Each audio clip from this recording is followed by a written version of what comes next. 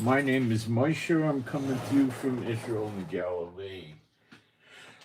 And we're going to cover what Trump did. He had the meeting yesterday and decided they made no decision. And now he sent notices to ships in the Persian Gulf area that he is going to clear out the Iranian blockade, which means he has to get their missile bases on the coastlines and go fast boats and naval mines in the water and many things that we'll discuss he has to do. And we're also going to discuss how Iran has been rebuilding during this phony ceasefire. I mean, they say it's a ceasefire, but they're attacking all the time. It's kind of comical.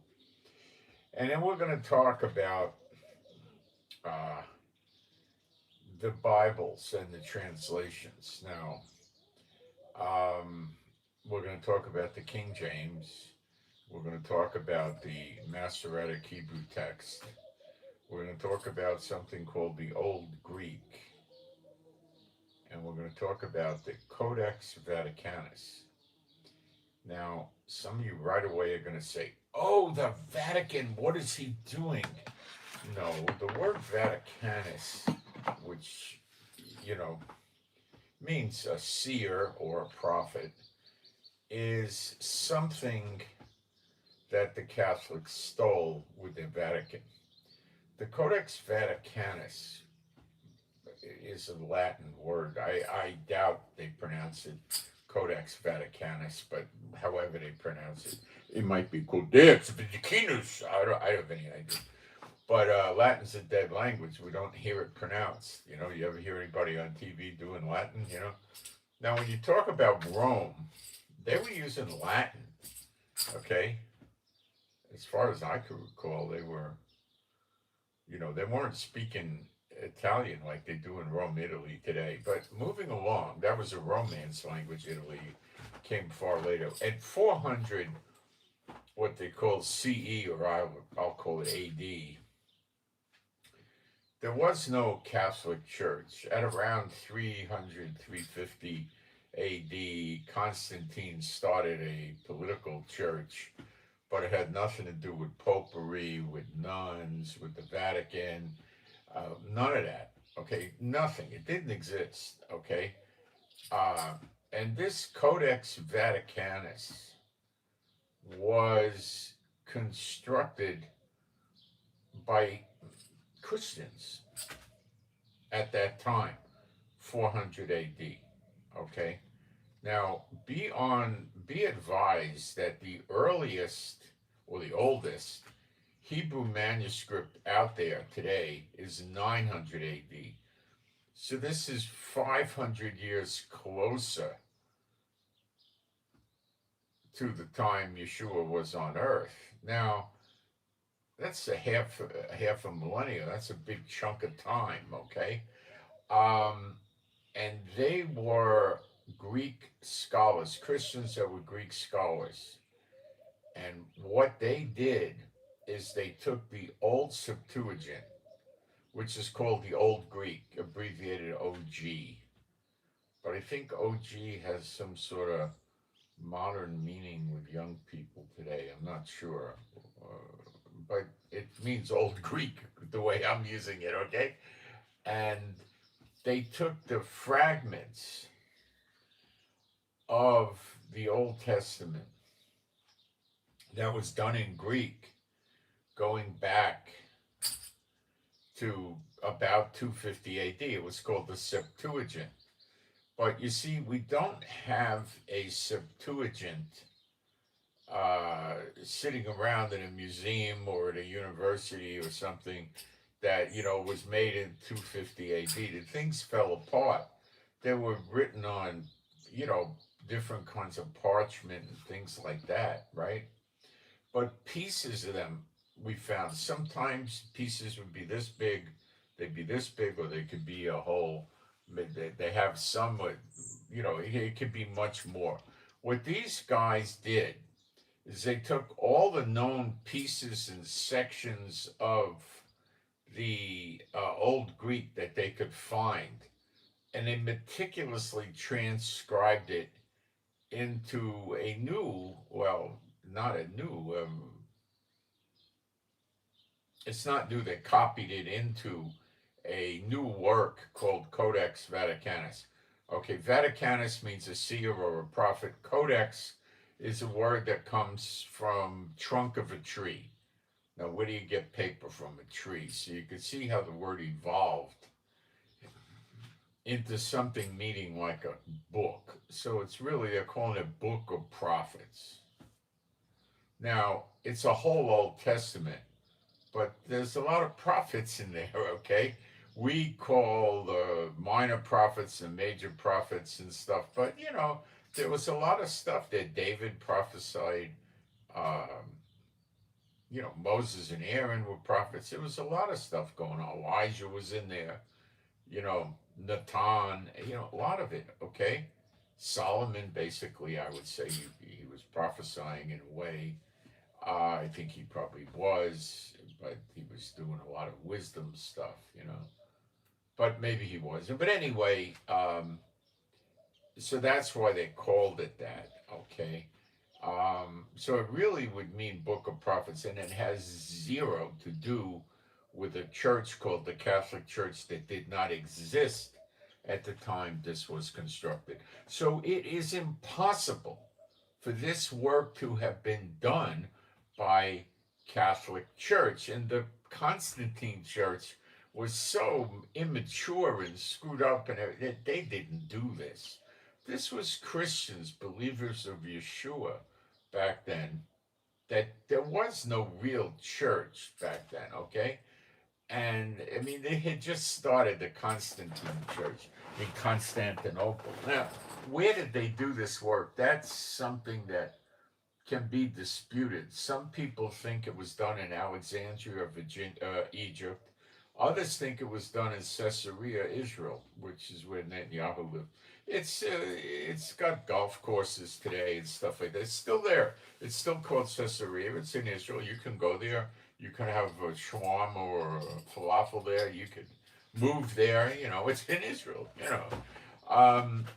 So they're not sure that. Well, some debate where it was, but where it was isn't particularly important, except there was no churches like Catholic churches or anything like that in Caesarea or Alexandria at that time. The church wasn't around.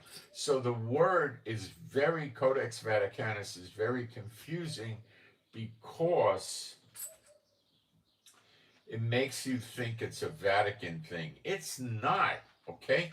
They were the ones that stole the word and pinned it on their own chest. All right.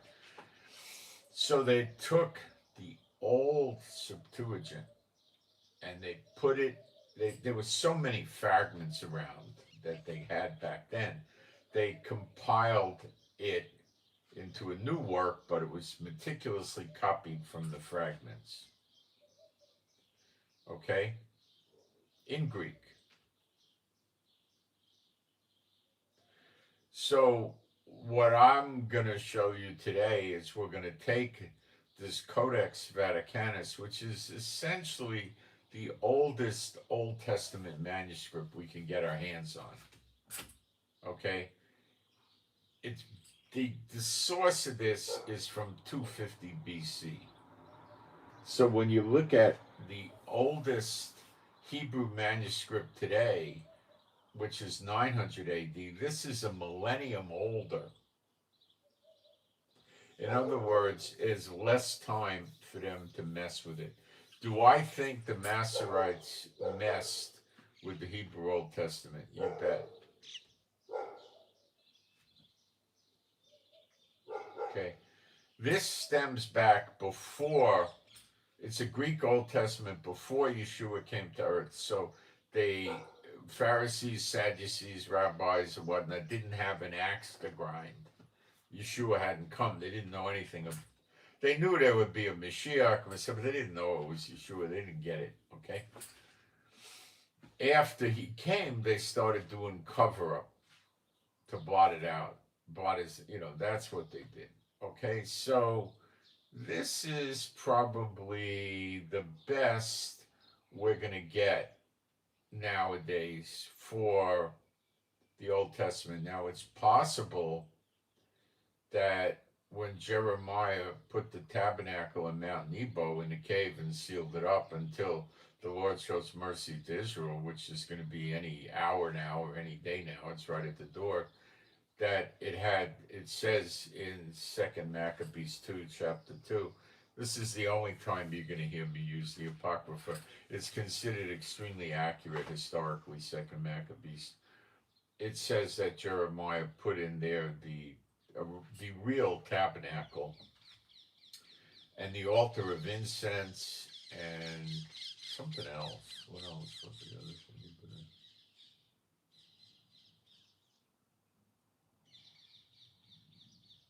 The mercy seat, I guess. Yeah. He might. Usually that had a. I believe that was in there also. Usually that had a copy of the Bible, the Old Testament in there, but he doesn't mention it. So it may be there, it may not be in there. I'll go through. Let me just take a quick look and read to you what he actually put in there, because I haven't looked at this in many months. I gotta change my edition here. Okay.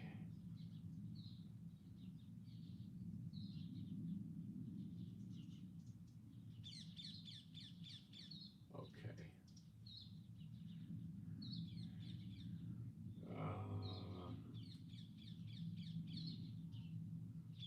2nd Maccabee 2.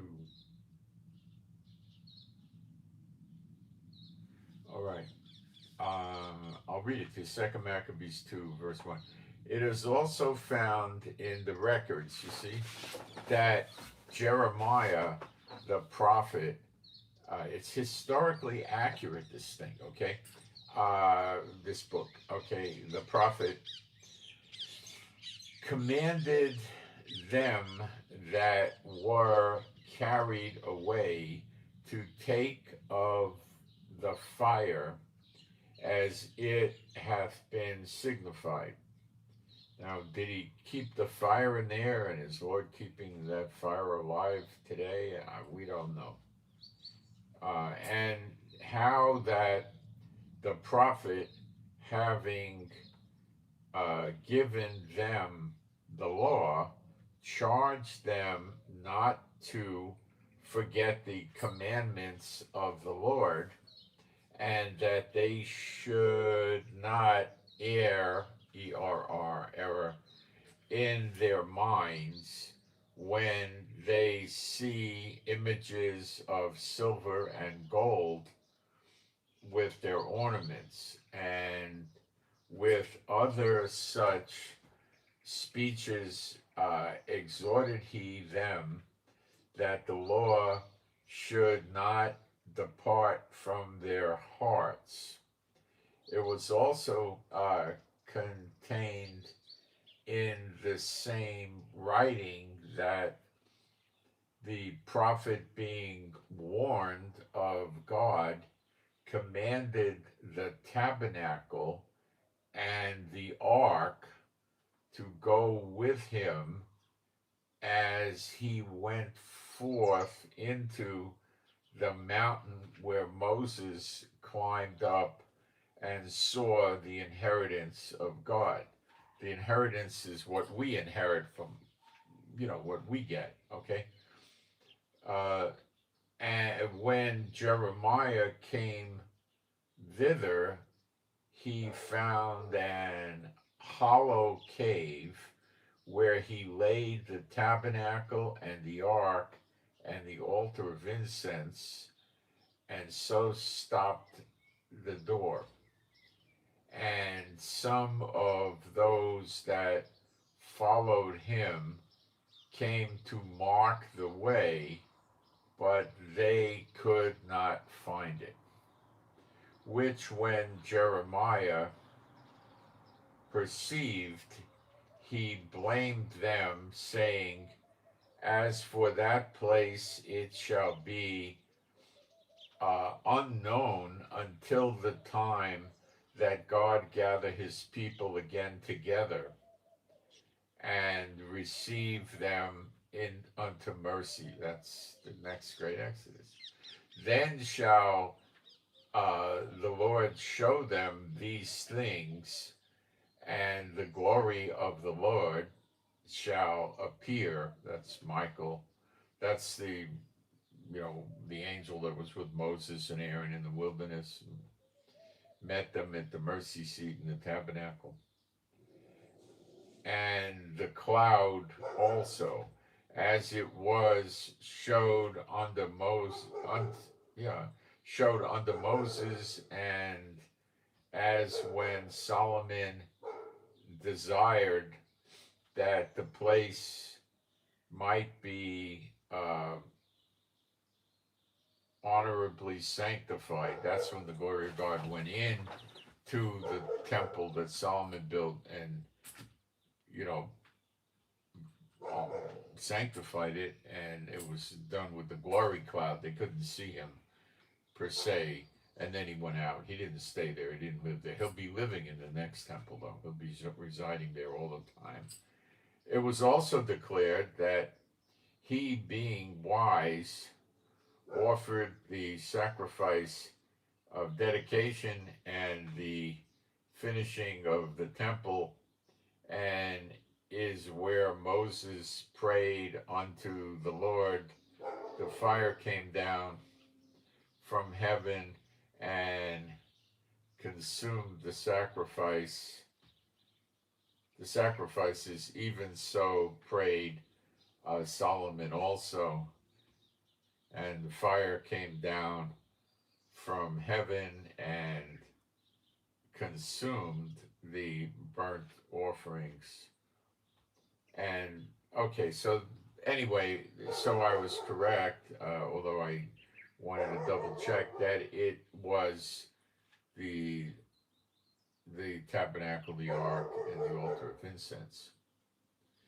Now, it doesn't say that he had the incense also in there. So if I come out and tell you something like I'm going to say now, it's just me taking a shot. Okay?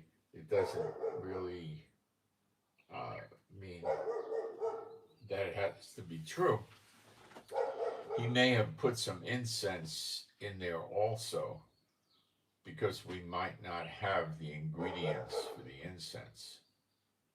We might not have all the ingredients. Maybe we do, maybe we don't. So he could have put a sack of incense in there to get us started or something. I don't know. I don't know. Okay. Now, it says that we will, in Ezekiel 37, it says we will have the next temple, which comes down from heaven. It's not New Jerusalem. And we'll also have the tabernacle. Both will be there. Possibly the tabernacle goes to the wilderness because it's portable. The temple isn't. So anyway, today we're going to go through a few very serious prophetic scriptures from the OG that I had translated into English on a secular Greek scholar basis, excluding anything that the church world does in their translation. Okay, so this is just straight up Greek. Okay, how the Greek words are used. Okay, and there's a couple of things that rocked me on this, and it's interesting to see it. You know, not anything that you're gonna get in a bad way. You know, but so we'll do like Malachi, and we'll do Zechariah 12, and we'll do Isaiah 60 from this. Okay. Now, I'm teaching the teachers, so I'm giving you the little fine points here that are really exciting to me and to you. But to a newbie that just comes into the faith, then going to be like, wow, what are you talking about? They all know, you know. Okay. Just in passing, if you compare the 1611 King James and the King James, you get the same thing. Okay? It's just an older English. It's the same stuff. If you go to Wycliffe or Tyndale, you get the same thing. I have them. I could read them. I mean, it's the same thing, just different English. Okay? And there's no insights coming from these things. All right?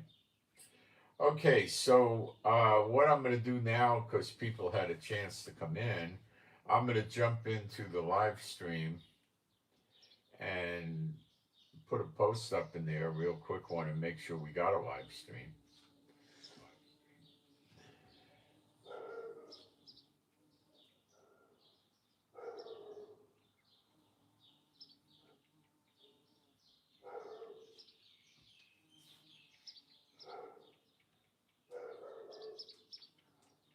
Michael the archangel forced Adam to see the future. I don't know what verse you're on where you got that.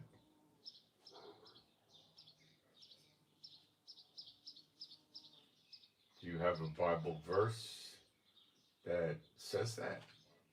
I'm not familiar with it. I'm not saying it's not there, but I'd be very interested to see if you have a Bible verse for it or where it came from.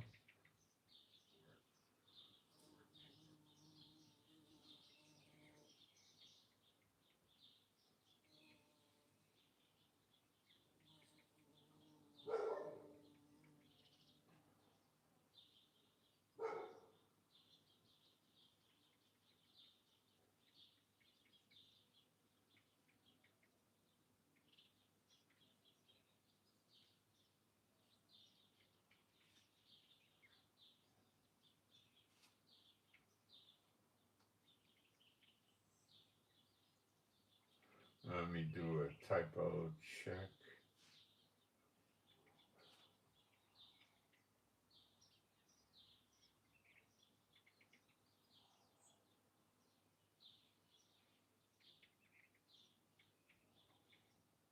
So if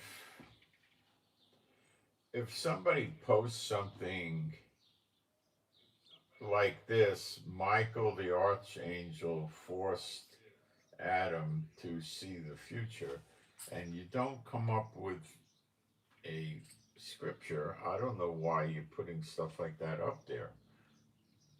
I'll search and see if there is such a scripture for it. So I don't want to be rude and nasty to you. I'm just not aware of such a scripture. Okay. Is there anything in the Bible where we read that the archangel Michael forced Adam to see the future? Also check the Apocrypha and the Pseudepigrapha and give me the actual verses and where they appeared.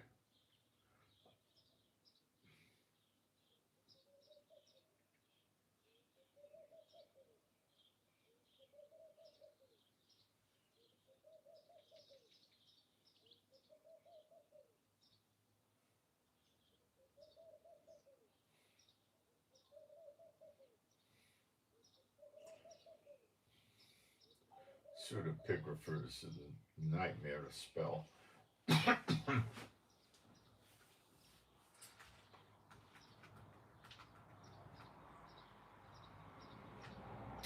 No, that is not recorded anywhere in the canonical Bible or the of the archangel Michael forcing Adam to see the future.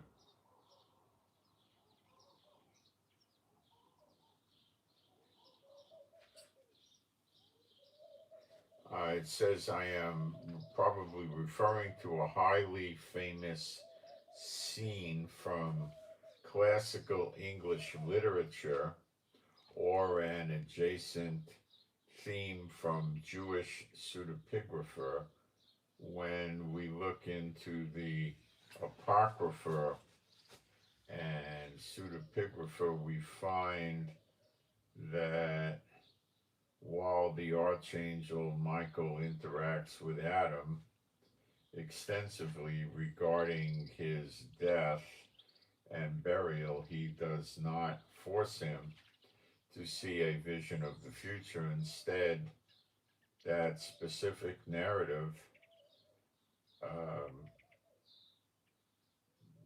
narrative beat belongs to John Milton's 1667 epic poem, Paradise Lost.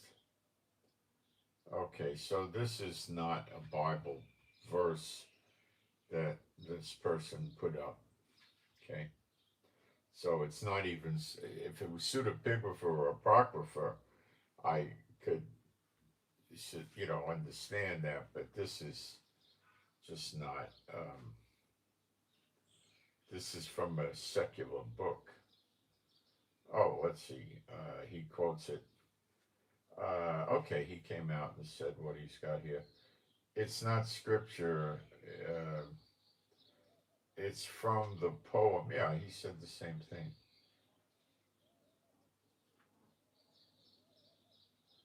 I apologize for the unclear comments following with your scripture verses that matches. Okay, well, I'm glad you said it's not scripture, so it doesn't mean that it's real. Milton, I don't think, was a prophet or a Bible scholar or anything like that. Okay, so all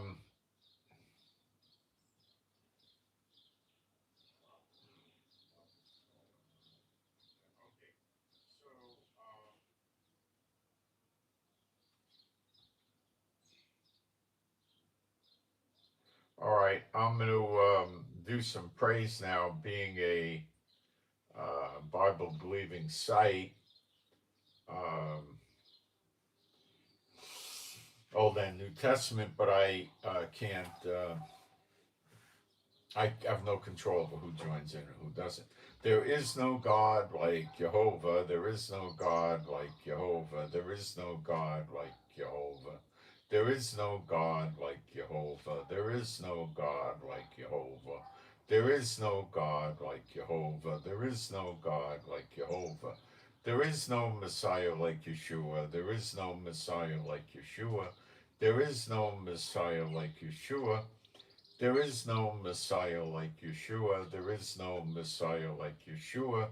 There is no Messiah like Yeshua. There is no Messiah like Yeshua. Okay. The amount of people watching these videos is dropping down because of a few reasons. One is the war is not really much interest to them now. It's calmed down and they're not interested. And the second thing is, well, that's a big thing. They're not very interested in hearing me talk about who the daughter of Babylon is. They hate that. So they run away.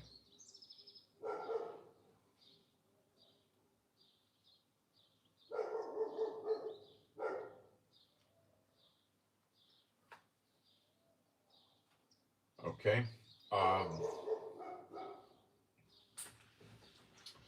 And that's okay. They went out from among you, they're not of you. I'm the one reading the scriptures and they're the ones running away. So I know who's right and who's wrong, okay? And Yeshua said, if you reject knowledge, I will reject you. That's what he said. So they blame me, but it's the scriptures they're rejecting because that's what I'm doing. All right, so let's cover the war news, and we're not going to spend a tremendous amount of time on that. All right, we have before we start, there's a TORS request for ES, Echo Sierra ES, Echo Sierra.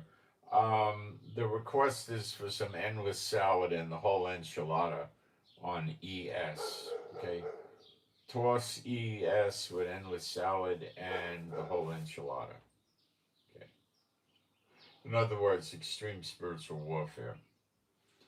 All right, the whole kitchen sink. All right, let's go.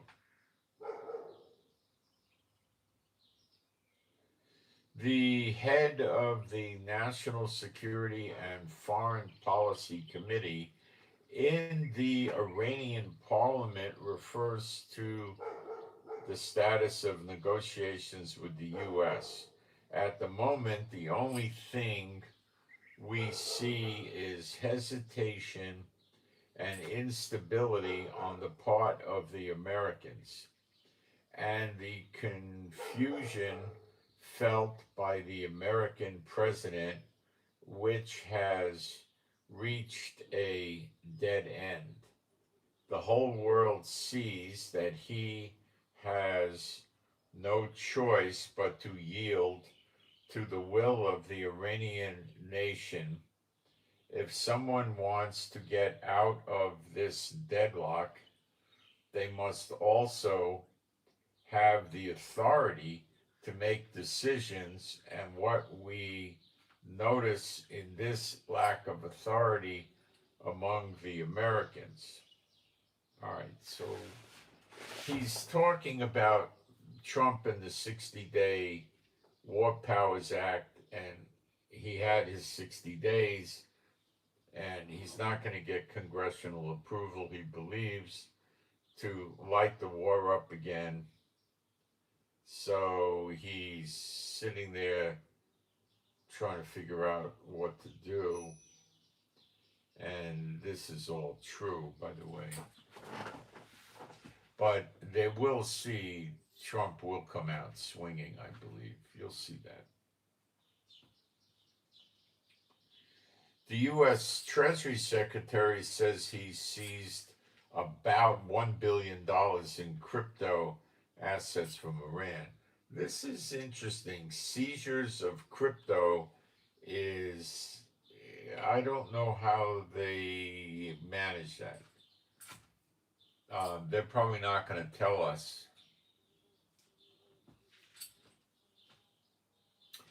They'd have to find the actual crypto account. Maybe they were, I don't know how they tracked it or traced it. Maybe they set their own crypto, exchange house up, understand? So they caught Iran that way. I don't know. I don't know. They didn't tell us. If they tell you, they're probably not going to tell you the whole truth. I don't know how they did it.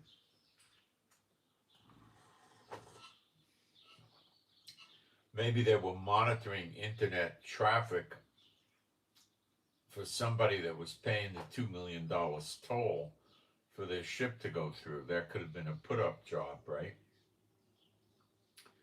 So they could have had a CIA ship, go in there and say, yeah, we'll send you. And then they could have been able to track where it went somehow.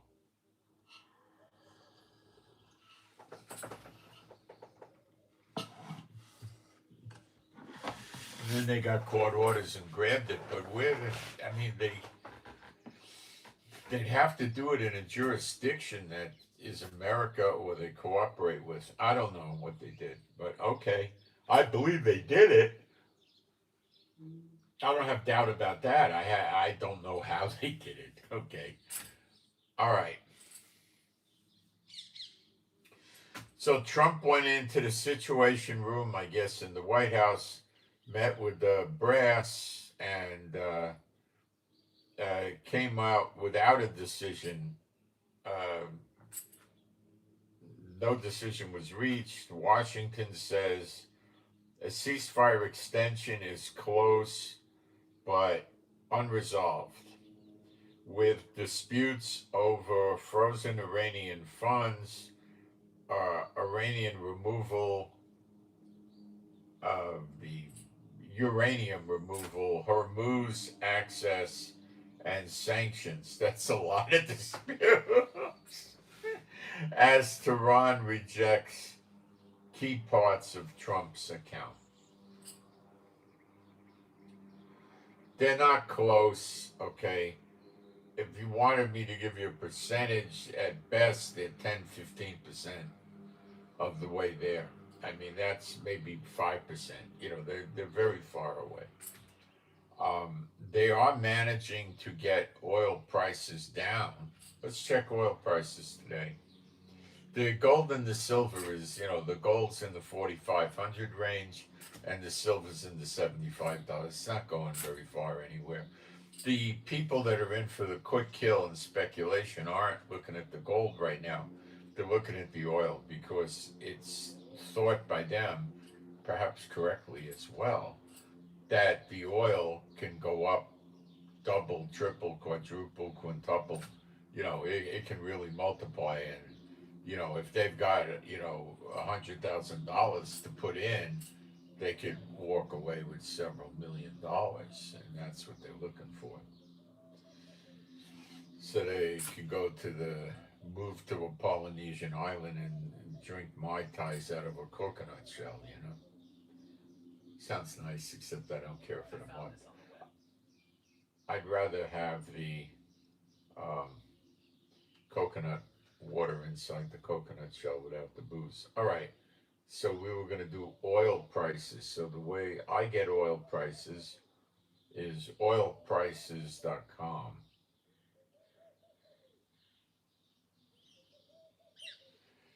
And I'll be there in a second. I'll tell you what we got. Now, this is paper oil. Yeah, they're getting it down. Trump's stuff like this it's coming down. It's 87. The WTI, which you can refer to as American oil, is 87.36, and the Brent, which you could refer to as European oil, is 91. Now it's got down normal is 60 to 65. Let's say that's not normal. That's recent trading levels before the wars. So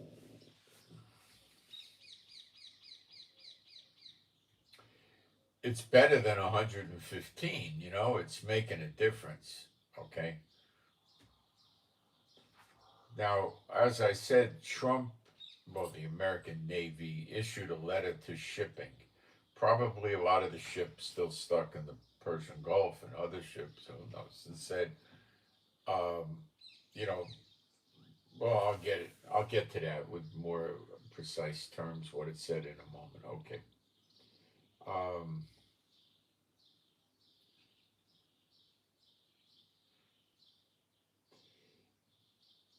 It says, stay away from the Straits of Hormuz in the coming days. This was done yesterday, probably after the meeting.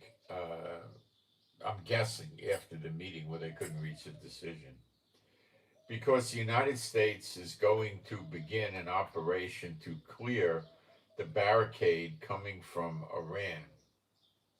They're going to clear it out. So it appears there's going to be some limited fighting. What they're going to do, I'm reasonably sure, is get those landmines out, naval mines out of there, water mines, because it's causing the people to have to transit the Straits of Hormuz closer to Iran.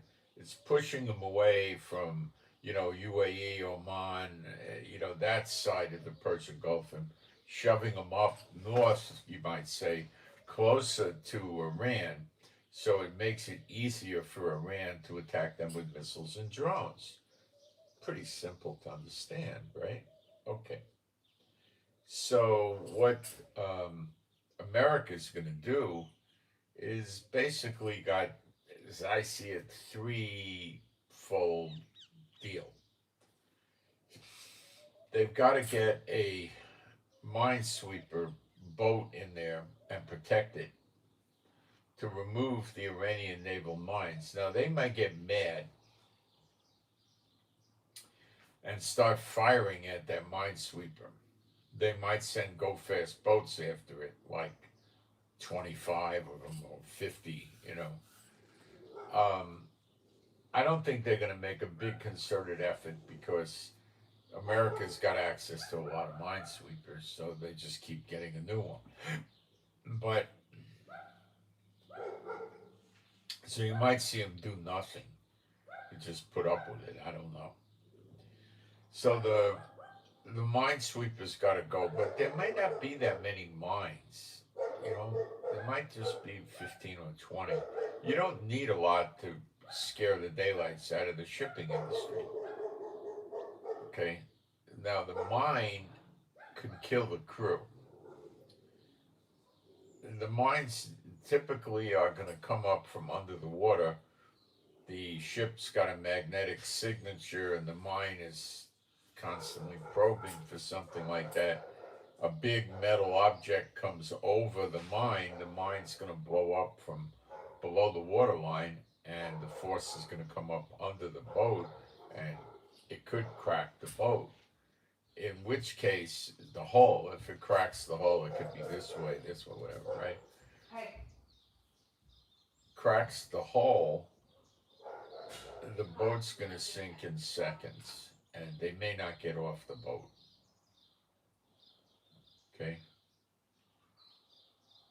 They may not have time to get the lifeboats in the water. That means when the boat starts coming down, they got to jump and they can get pulled under. It's ugly, very ugly situation. In addition, you can have fires and explosions at the same time. Maybe not, maybe yes. It's an ugly thing. Now, generally, breaking the hull is going to be on an empty boat because, in other words, a tanker that's going there to fill up. When a tank is full, and it has 500,000 or 1,000,000 barrels of oil in it, it's pretty dense. Now, you got to remember that oil is a liquid. Liquids don't condense. Water doesn't condense. They don't compress. Let's use the word compress. Cloth, you can compress. Okay? You can't compress a liquid. Okay? It doesn't work. So the oil in there is heavy and thick, and it could protect the hull from breaking, and it could also protect the ship from being thrown up out of the water with a broken hull and all that. But what could happen is it just damaged the ship pretty bad. But that doesn't mean that the ship is going to sink. And if it did sink, it might take 2 or 3 days, So there's also ships that are not oil tankers, like destroyers, frigates. What happens to them? Well, those are smaller, lighter ships. They can get thrown out of the water. You're talking maybe 3,000, 10,000 ton boat could get flipped up. I don't know what size mines they have. I don't know what they get. They're dangerous, okay? So the minesweeper locates them, and then I don't know, there's probably 1,000,000 different ways they can get rid of the mine. One way is you could blow it up, drop a reasonably small explosive down right near where the mine is, or rig it somehow with a time fuse, maybe with a balloon. Look, guys, I don't know. I never studied minesweeping, but they're pretty effective at it. And the Iranians may fire at the minesweeper, and they may not.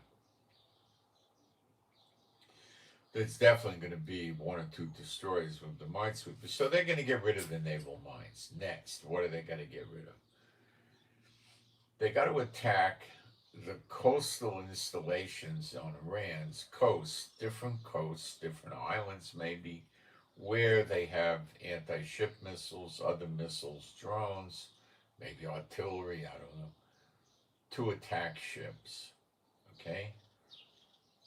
They might have small local radar that goes 100 miles or something like that, Look, the radar on a ship probably goes 100 miles, or maybe 80 or 60. It goes quite a distance, Somebody with a yacht, with a 200-foot yacht, probably has radar that goes 50, 60 miles or something like that. So they could have that on shore.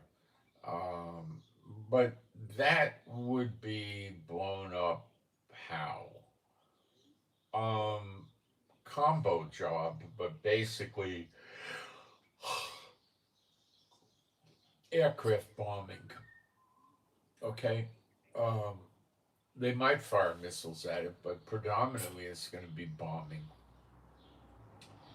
Um, do they have these artillery, well, these missile launchers in secured areas over there? Well, we'll find out. It's hard to say. I don't know.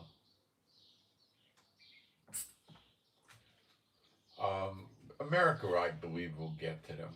Okay, so they can't fire at the ships. Now, that's going to require, maybe 300 bombs. I don't know. It's not going to be a 10-minute operation. It's going to probably go all day, maybe into the night or something when they start. The other problem they have is the go fast boats. Now, if the go fast boats decide to come into play, they might try to hit the American destroyers supervising this whole thing and attack them in a swarm, maybe. Or they might wait until America's finished attacking them and America thinks they got rid of the problem because they cleared the naval mines and they blew up the missile and drone embankments on the shore. And then some ships come and Iran sends 5 or 6 go fast boats and they sink the ships. They can launch missiles, anti-ship missiles off this go fast boat. Some of them, they put a heavy gun on it, like a 20 millimeter or 30 millimeter, something like that. They also have been able to launch torpedoes off of these boats. They keep one torpedo on each side of the boat and they shoot it into the water, and it's probably wire guided into the target. That's another option they have. Another option they have is they can have shoulder fired anti tank missiles. They're not going to sink a boat, but they're going to cause mucho problems for that boat. And if they can penetrate tank armor, they just slice through an oil tanker. And they could cause fires, secondary explosions. They could hit the conning tower, the bridge where they work to drive the boat. And they can put 5 or 10 of these things, or a dozen or whatever, on the boat. And the guys can shoot those. They're essentially armor piercing. Small explosion, because the tank is small. But you don't want it. Even if you got a 900-foot oil tanker, you don't want any little small explosions in an oil tanker. That can cause the whole thing to light up. Now, you're probably going to save the life of the crew. If they hit the tower, the bridge, it's like an apartment building on these big ships, and it's probably 5 or 6 stories high, and they got places in there where there's guys sit that drive the boat, guys sit that run the engines and the navigation and the communications, and then they got a guy with a kitchen and a dining room, making food for them. They got rec rooms and, internet rooms and stuff like that. And that's it. They start hitting that, they could kill guys. But, they could also make the ship go dead in the water. But it's pretty likely they'll get off the ship in one piece. Can the Iranians board the ship? Yeah, it's going to be a rough climb up a big 900-foot oil tanker.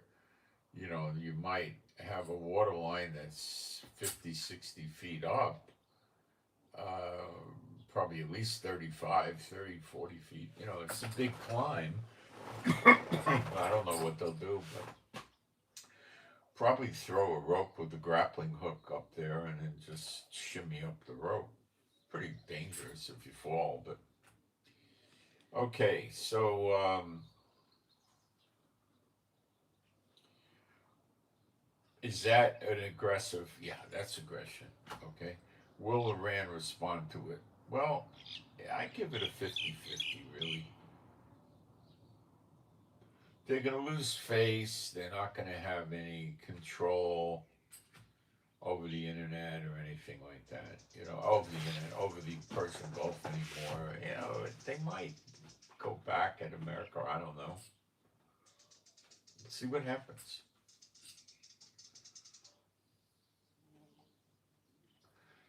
This is very troubling to Israel, and I live in Israel. Iran used bulldozers and evacuation trucks. Whatever an evacuation truck is, a dump truck maybe? I don't know. Hey, that's an evacuation truck. I've never seen an evacuation truck. Yeah, we don't use that word. To reopen at least 50 entrances to 18 underground missile sites during the ceasefire. That's the continuing period of time for several weeks. And they returned missiles and launchers that U.S.-Israeli attacks closed inside mountain shelters. So, look, let's break this down. Israel got into the habit of hitting the entrances. Now, I don't know. Israel, for the tunnels, has a bomb explosive thing, okay? I think it could be placed by hand. It could be fired. It doesn't go. It erupts a thing that looks like a sponge, but it's as hard as a rock, as a huge boulder, okay? And they put it in entrances of tunnels, and you can't get in, and it's hard as heck to get rid of it. You got to sit there, with a jackhammer, or have a few guys with a chisel and a hammer sit there for days and days and days and days, or blow it up. And then if you blow it up, you're going to need great force, and you may destroy your tunnel even further. Maybe you can erode it with acid. I don't know. Maybe you can use nitrogen gas and freeze it quickly to a very, very, very low temperature and hit it with a sledgehammer. But you'd probably need a tank of oxygen the size of a torpedo or something, 20 feet long or something, a big tank, and then you might get it done. I don't know. I've never heard of anybody doing that, but it might work. I don't know, maybe they drill it with a big bore drill and, heavy machinery and weaken it by making holes in it and then smash it with a wrecking ball. I don't know. Bulldozers they're using. I don't know. Maybe they drill in and try to pull it out. What do I know? I don't know. So we were damaging or interfering with their ability to use these underground missile facilities correctly and damaging their missile launchers and stuff like that. Now they're fortifying them not to the level they were before. They're over fortifying them. They're overbuilding them, making them stronger than they were before. However they did that, I'm sure that's what they were doing. And still doing to this day. Right now, they're still doing it. And I don't know if we destroyed every one of their missile and drone manufacturing facilities. I doubt it. So they're probably still building missiles and drones underground. So they're using this time to get ready to get back in the fight. And they learned from what America and Israel did to their missile cities. And now they're rebuilding them, and they're probably correcting the deficiencies, making it harder and harder to do this. And Trump, I'm pretty sure, is aware of this. And it can be one of the reasons he's hesitant. It could also be he's trying to build new mother of bombs that are even more potent than the ones he had. Spilled a little coffee. So he could be doing that, okay? And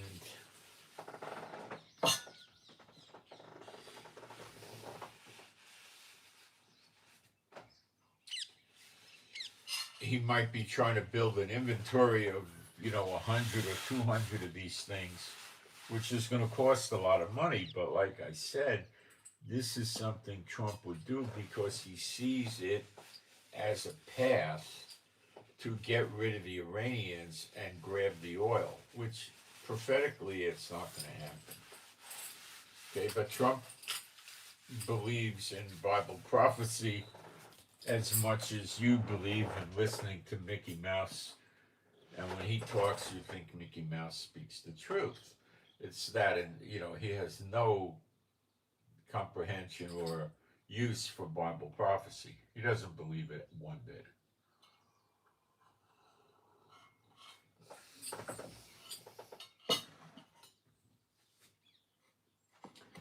So that could be what we're doing, or we could have Trump just setting up Israel,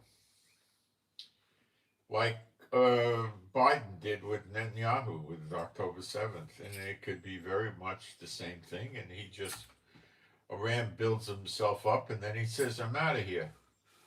This whole thing is stupid." I tell the Kuwait, Bahrain, Qatar, UAE, Oman, and Jordan and Saudi Arabia to do Abrahamic Accords with Israel. They refuse. So I'm not going to go fight their battles for them. They can go do what they want. But you see, that's suicide for him, because that could wind up with Iran getting help. Big America goes, help from Russia and China will be huge. China needs oil, and they'll go in with North Korea. They need oil too. They'll come in with them, and they'll help Iran conquer these countries and have all the oil. And we're not going to see anything like that. But Trump has to be afraid of that. It could happen, and then they'll just wreck the whole world economy.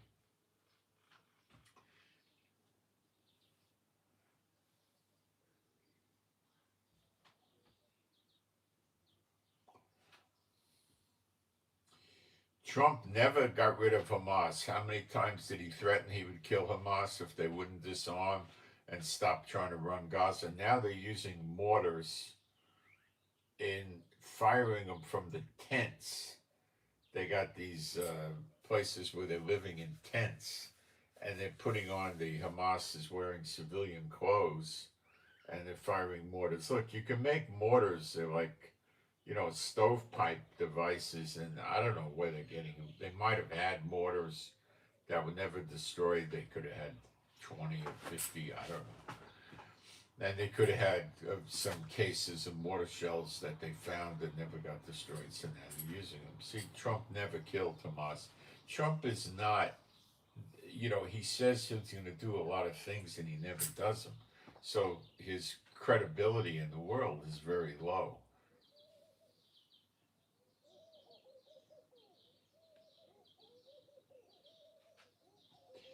So when Israel attacks these guys using mortars, and they're not wearing a Hamas uniform, then Hamas says, oh, they're attacking civilians in the tents.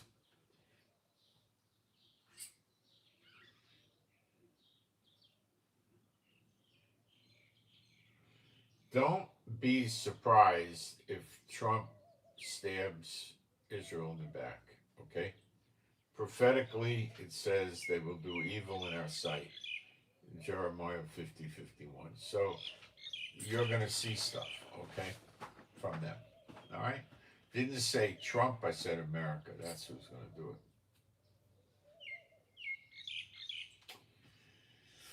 it. And I don't know when, but it will happen.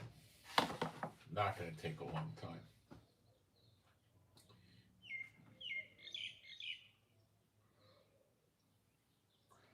You see, Congress was trying to pass a law that says Trump has to go to them to get continuation of the war after 60 days.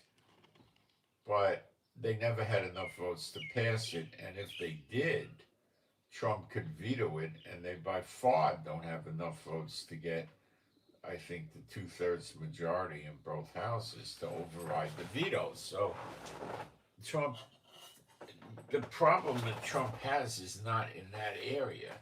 He doesn't talk about it, but it's impeachment.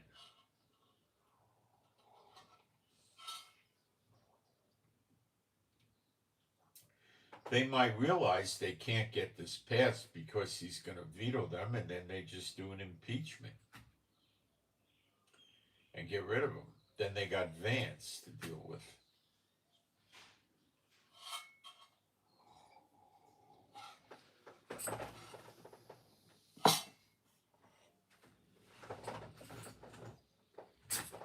I don't know. Is this going to happen? I don't know. Okay, before we get into the Bible, let me jump into the live stream and see if we got any questions or anything that requires response from me or something.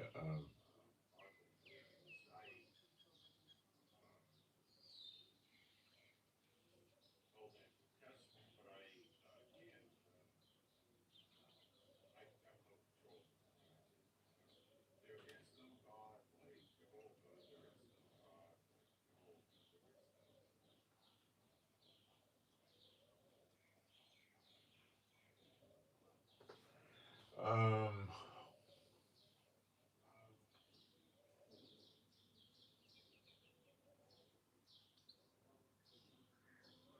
are you in the land of the tribe of Asher? I'm in the um, Galilee. I really would have to look on a map to see where the tribe of Asher is. I'm a Kohanim, which puts me in Levi. Somebody writes Bay of Pigs, Paris, peace talks, past mistakes can't be made again. Who knows what will happen with that?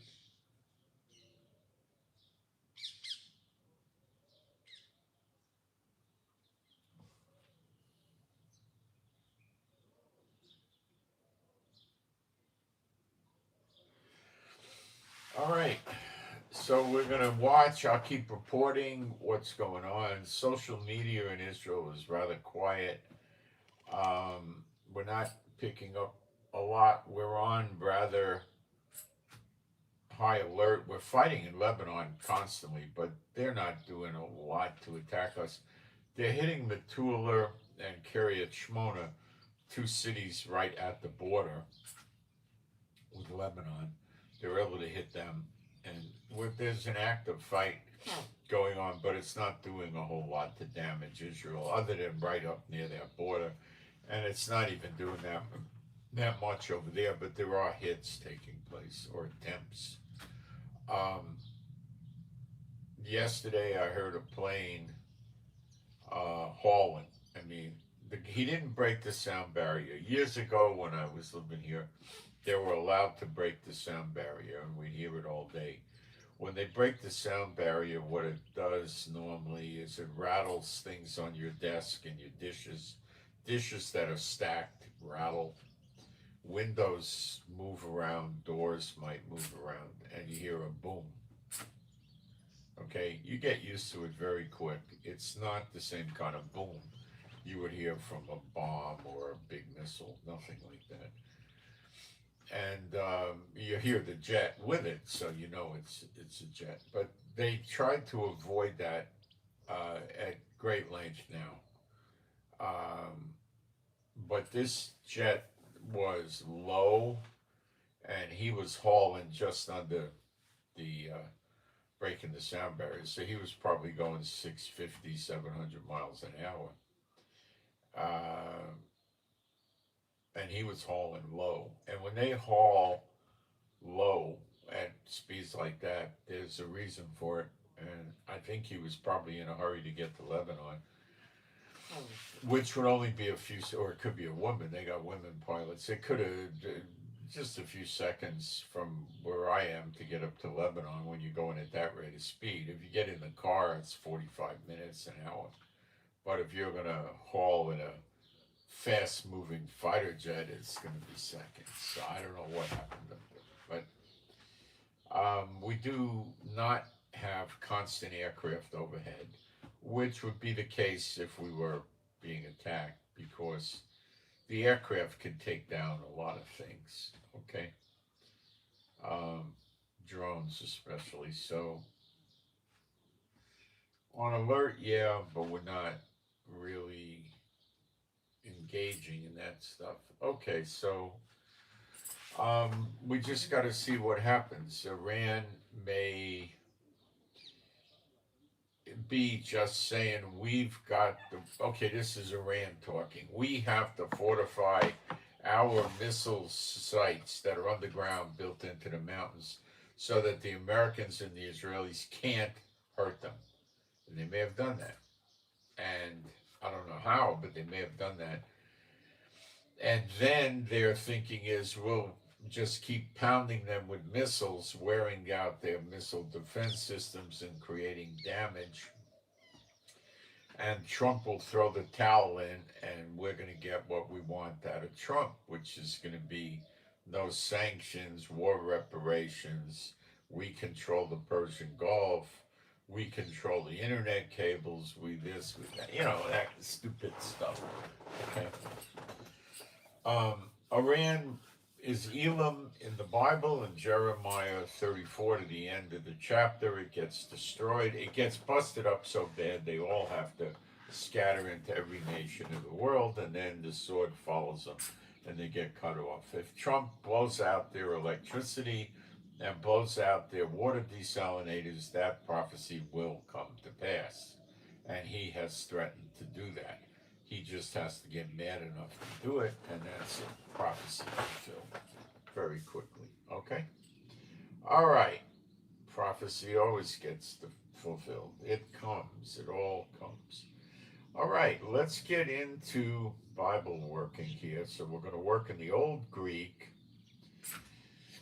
And as I said earlier, we're going to use the Codex Vaticanus, and we're going to translate it, or have it translated from secular Greek works, not churchianity doctrines and stuff like that. All right. The Codex Vaticanus, as I said, has nothing to do with the Vatican Church. The Catholic Church didn't exist. It's hundreds of years before them. It's 400 AD, and they were using parchments going back to 250 BC that they put together and built a New Testament in Greek using these fragments from the old Septuagints. There was a lot of Septuagints printed, so they found a lot of sharp, little pieces of it. The guys that did this in the 4th century were Greek scholars. There were no rabbis. There was a big division between the rabbis and the Christians. These were Christians that were Greek scholars. They had nothing to do with the rabbis. And there really weren't any churches back then. Constantine started a church about 350 years, I believe, after Yeshua, but it was in Constantinople. It was a little small thing. It wasn't Catholic yet. And these guys had nothing to do with that church. Okay?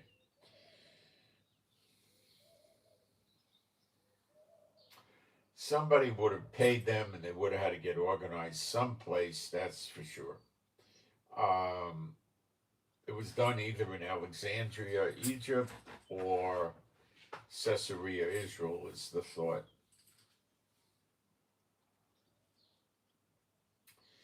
The Vaticanus word, as I said, is a Latin word, and it means a seer or a prophet. The word codex is an old word in Latin. This is Latin that goes back to the trunk of a tree, and over time it evolved into paper because they make paper over a tree. So paper as in a book, so it's basically saying book of prophets. And as I told you, there's prophet books in the Bible, and there's other books that have prophecy in it also. So that's what they called it, okay?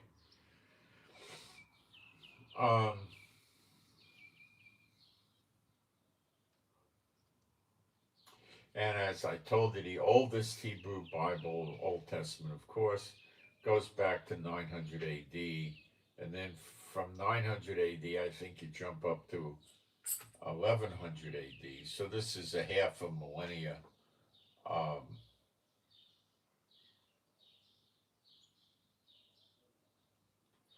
older than the Hebrew Masoretic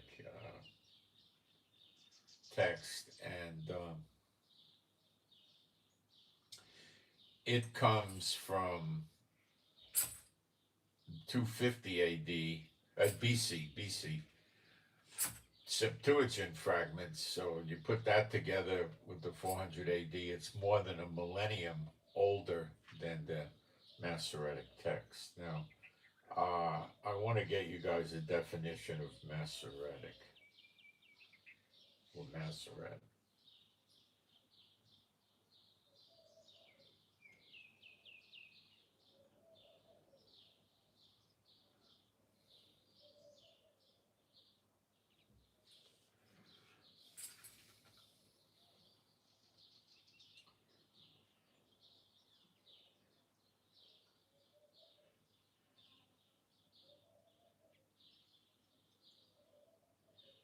It really is tradition, you know, it is probably the best English.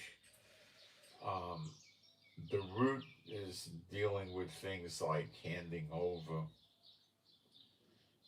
So it's, telling you like they're handing over the tradition, like Fiddler on the Roof. Tradition, that's not the Bible. Tradition is their way of saying it. That's a bad thing. I don't like it. Okay? I don't like it. All right. So back we go.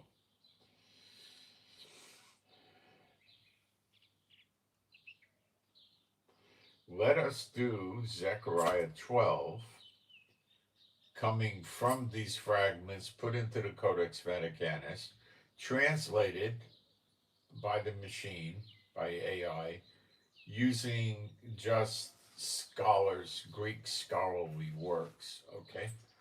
So it has no bias.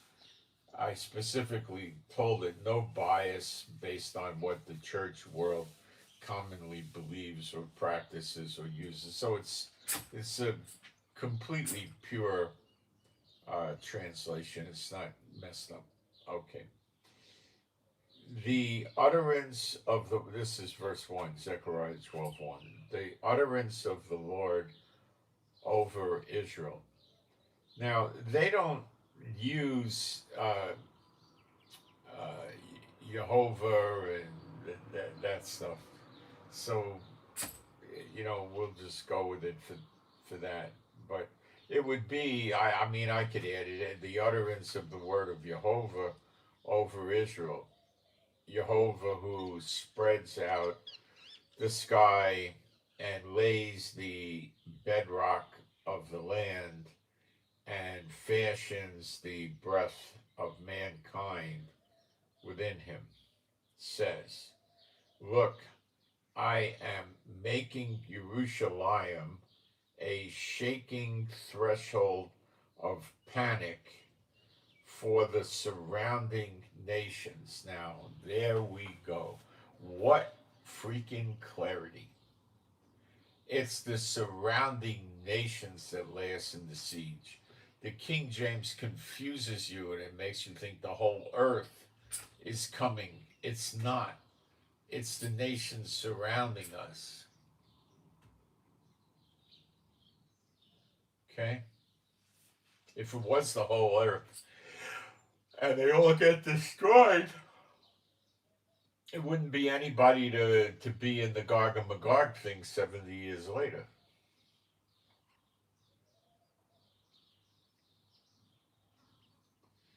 Oops. My iPad jumps around, stinking thing. Okay. Um,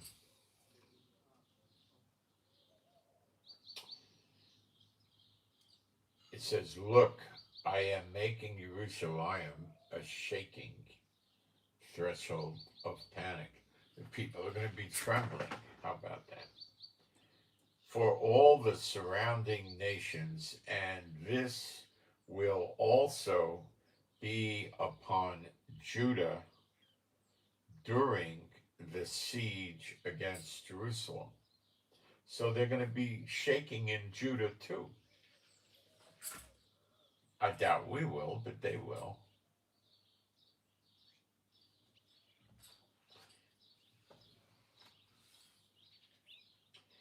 And on that day, I will make Jerusalem a stone trampled down by all the nations, all the heathens is what it would be saying.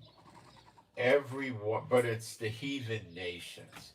See, in the writing, what you need to understand is when it says the nations, it means other than Israel means heathen nations. So it doesn't have to say it, but that's what it means. In churchianity world, Israel are the heathens and they're the pure ones, but they don't have it right. Everyone who steps heavily upon it will be utterly mocked, and all the nations of the land, there it is, the land. What land? The land of Israel. His Israel, from the Euphrates to the Nile. You see, that's the land Jehovah's looking at, which he made a covenant to give to us. Everyone who steps heavily on it will be utterly mocked, and all the nations of the land will gather against it. So it's not of the world. Okay, it's Haaretz, which means the land of Israel. It could also mean the world or the earth, but that's not the right meaning here. Because it's not, like I say, they get destroyed. If it was every nation, they would all be destroyed. Now, you could say it's Jeremiah 30:11, and this is what brings it about. And then I would have to step back and say, you might be right. Maybe it is.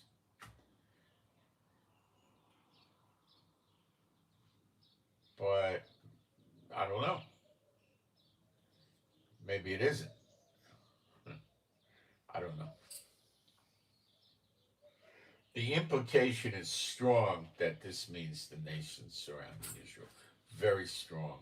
So I wouldn't be so quick to go that. He says he will destroy all the nations he scattered us into. So the motive for the destruction is he scattered us into them, and they were very mean and rotten to us, ultimately ejecting us, robbing us, persecuting us, and everything else. So that's the motive for him destroying those nations, not the surrounding for the siege, if that makes sense. So I think it's more likely not the cause of all the nations being destroyed. I think they're coming together for another reason.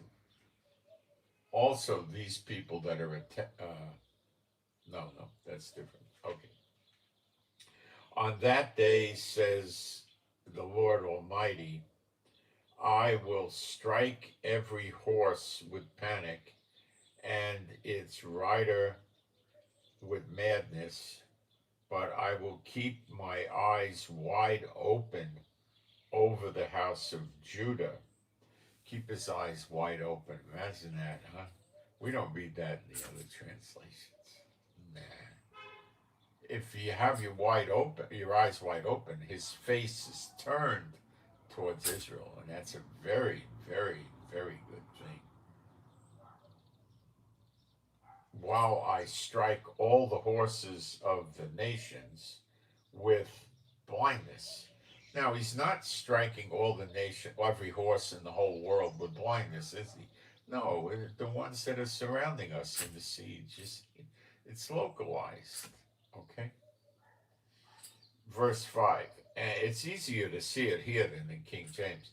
And the leaders of Judah will say in their heart, see, the leaders of Judah are the two witnesses at this point in time, which could be next week. I know you don't like to believe that, but it is. The leaders of Judah will say in their hearts, we will find strength for the inhabitants of Jerusalem in the Lord Almighty, their God. This is a little hard for me to understand some of it. We will find strength.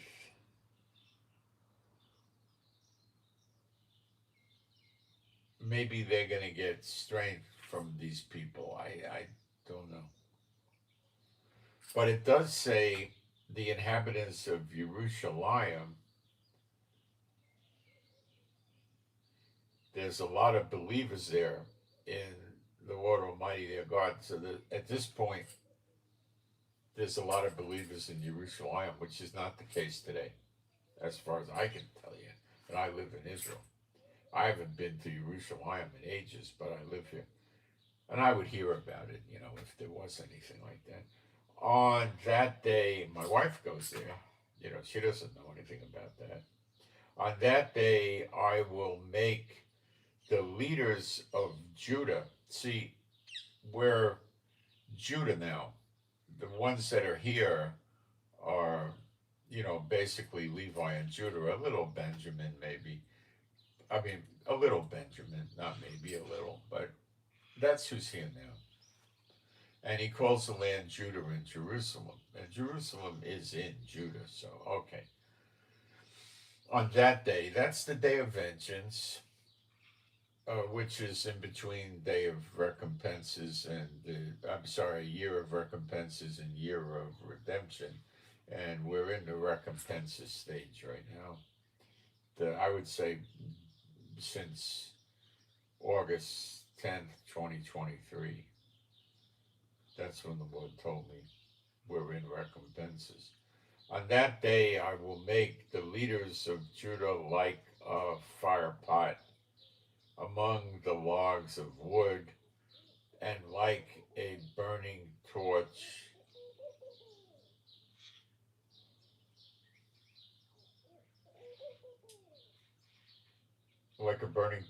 in dry straw. They will eat up the surrounding nations on the right hand and on the left, the surrounding nations, okay? And Jerusalem shall sit securely once again. See, that's clean translation, sit securely once again. It's not secure now. You got terrorists in there. They throw missiles and drones at it, okay? See, it's not rebuilding Jerusalem a la Schofield and Darby. That's not it, okay? Doesn't say rebuilding here. It says sit securely. Jehovah will deliver the tents of Judah first, so that the pride of the house of David and the arrogance of the inhabitants of Jerusalem do not lift themselves up above Judah. Okay, arrogance and pride, all right. Verse 8, on that day, Jehovah will shield the inhabitants of Jerusalem. Well, if you're shielded by him, you're shielded. The weakest person among them, and the King James says feeble, weakest person, very similar terminology, but it says here the weakest person as an individual among them on that day, that's the day of vengeance to that day, will be as strong as David. David killed a bear, he killed a lion, he killed Goliath, he was a great warrior. That's for the weakest ones. And the house of David will be as the house of God, like the messenger of Jehovah leading them. That is the archangel Michael, the glory of God of Israel, leading them. Okay?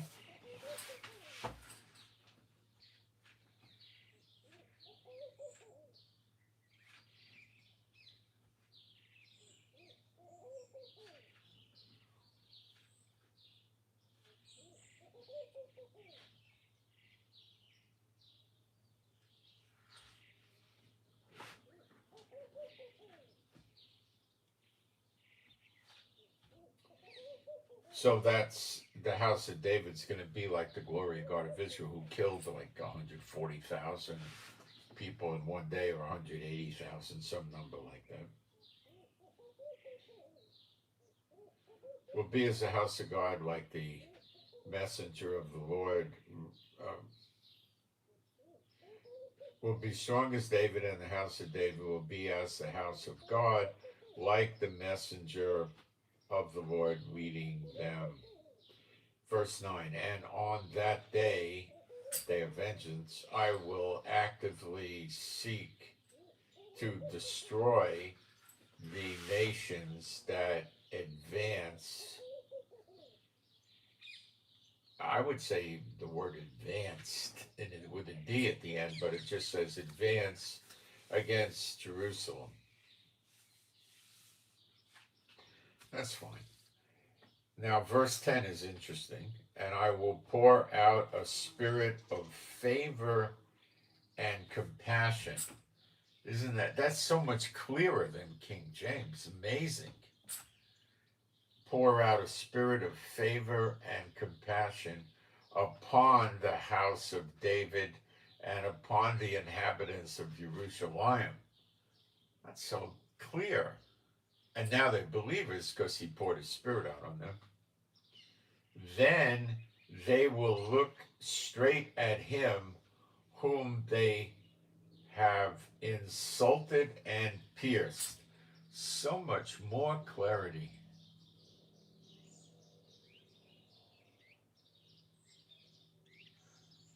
It has insulted. See, the rabbis doctored the scriptures to cover up Yeshua because they were serving the God of the dead, Satan.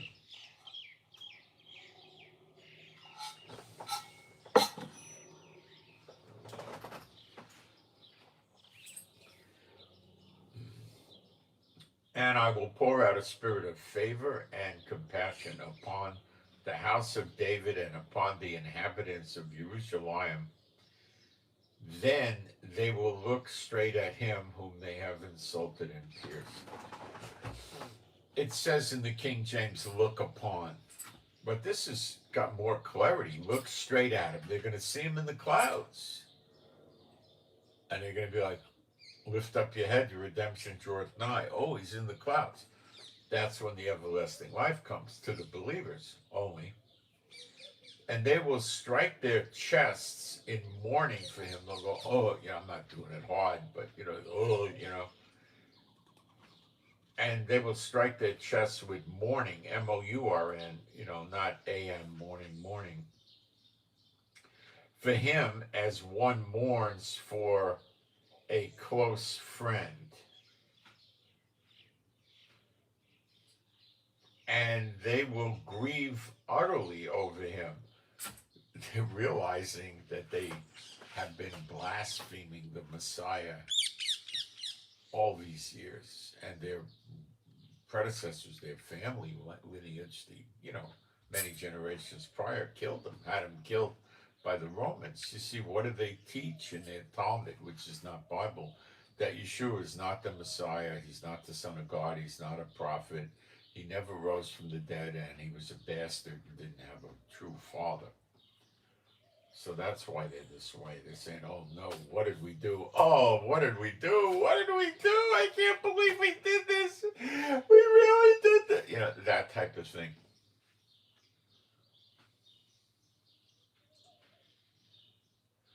And they will strike their chests in mourning for him as one. And now, Yeshua is not going to be sitting there going, he's going to be very gentle and smiling towards them, because they're his brethren.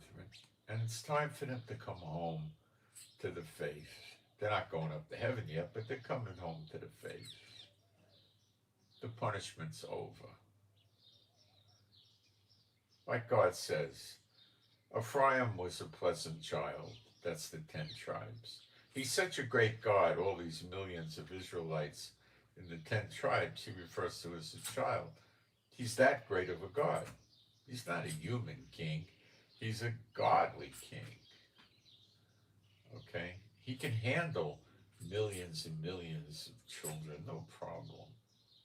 A godly king can't, you know. An earthly king can't, is what I meant. Okay. Mourn for a close friend. They will grieve bitterly over him like the bitter grief over a firstborn son. It's so much clearer. This is better than Gesenius. Gesenius is better than what we're used to, but this is better than Gesenius. See, if I didn't have a bunch of people that don't believe in giving offerings, they have their own version of the gospel, and they were giving me. I would compile this and just give it to everybody for free as a download. You know, if you have it as a download and you have a lot of ink and a printer, you could make a Bible.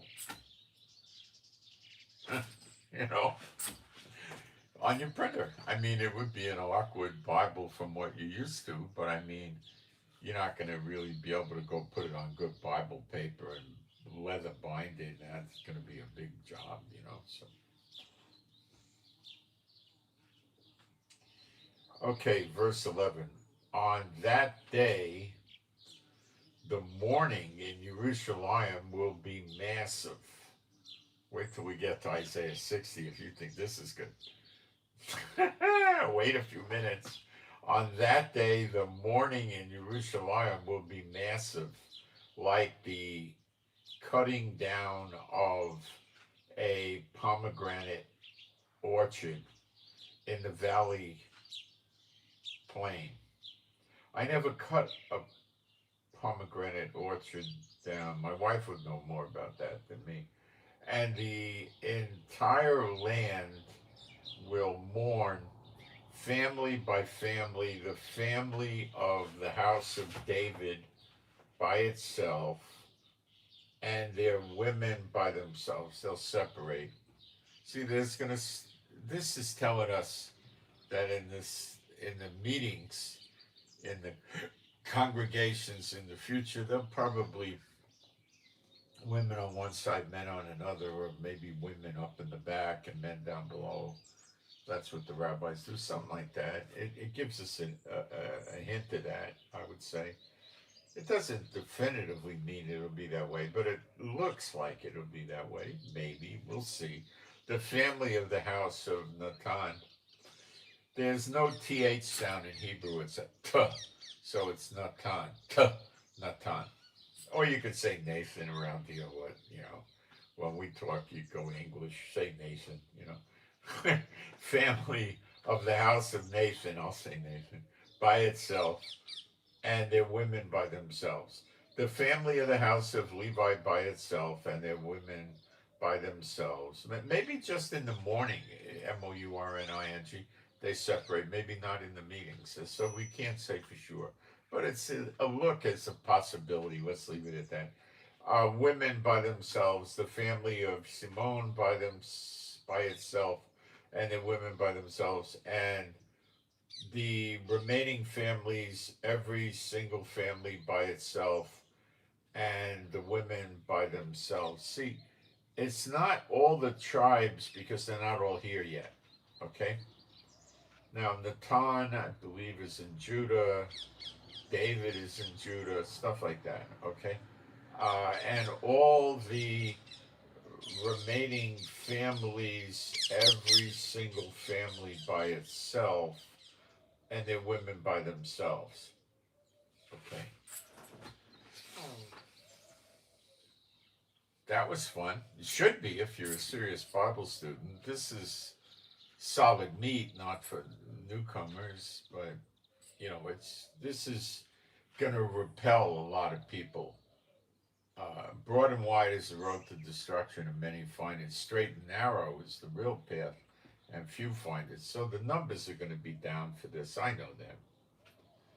Malachi 3 from the Codex Vaticanus. This is good. Enjoy. Here we go. Verse 1. Chapter 3, verse 1. Old Greek. Septuagint Codex Vaticanus, which is Septuagint, again, little fragments put together from many, many, many, many, many different fragments, and they built the Septuagint back. Meticulously. Christians did it, not priests. There was no Catholic Church at the time. It's pretty darn good. Behold, I send forth my Malach, my messenger, and he shall survey the way before my face. Isn't that interesting? Survey the way. Look, plan the path or something like that before my face. And Jehovah, no, Adonai this is soft Lord. Adonai whom they seek, that's the glory of God of Israel, shall suddenly come to his temple. Again, that tells us the temple is there before him. Even, as I see it, even the messenger of the covenant back to Elijah, whom they believe Elijah will teach them Torah when he comes. And they're right. They'll probably start with they won't have, he won't have to start with who he would, but they'll know who the Messiah is from his appearing. But anyway, they also believe erroneously that Elijah appears at every circumcision of every Jewish boy, and I could guarantee you that's not true. And they also believe he appears in their houses on the Passover Seder, and they set a place setting for him with wine and dishes and knife and spoon and all that, fork, and they leave the door open sometimes. They have a chair with his name on it, and I can assure you he doesn't do that either. That's like a Santa Claus, magical thing, no way. Okay. All right, so it says, whom you seek. So they're after the glory of God of Israel, whom you seek shall come to his temple. I told this story many times. I was in Hebrew school. My parents made me go to Hebrew school after school for 4 or 5 years. I hated it. And they didn't teach us how to translate Hebrew, the bums. They just taught us how to write and read it. What a nasty bunch of people that do that to us. They could have taught us to translate. But anyway, so once I was sitting there doing the Shema, and the rabbi's wife was there, and she says, no, don't do it. Because I have my eyes open, you see, and they believe when you do the Shema, the glory of God of Israel appears, and if you do it with your eyes open, you're seeing God and you're going to die. And they came up with this. Now, Leonard Nimoy, Dr. Spock on Star Trek, did not invent this. Live long and prosper, the Vulcan stuff. Okay. This, he tells the story. You can find it on YouTube.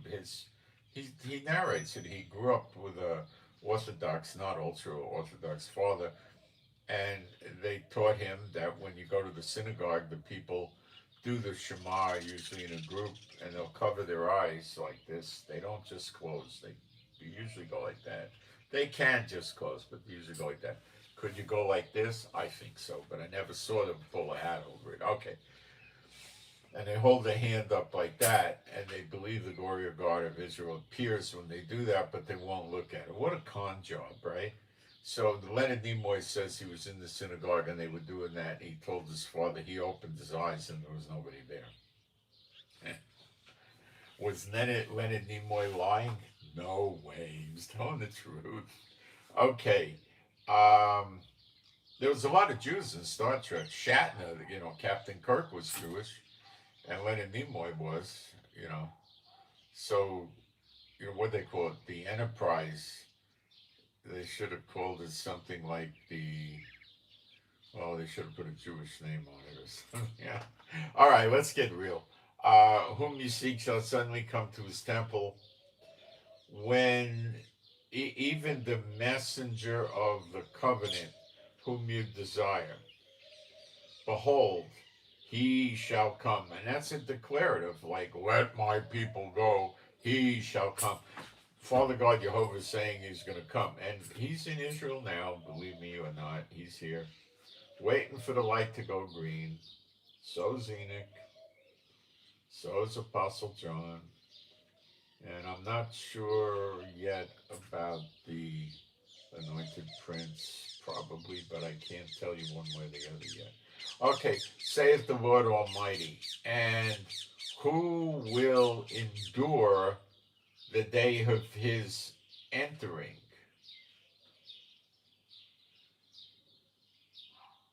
Okay, entering what? I don't know.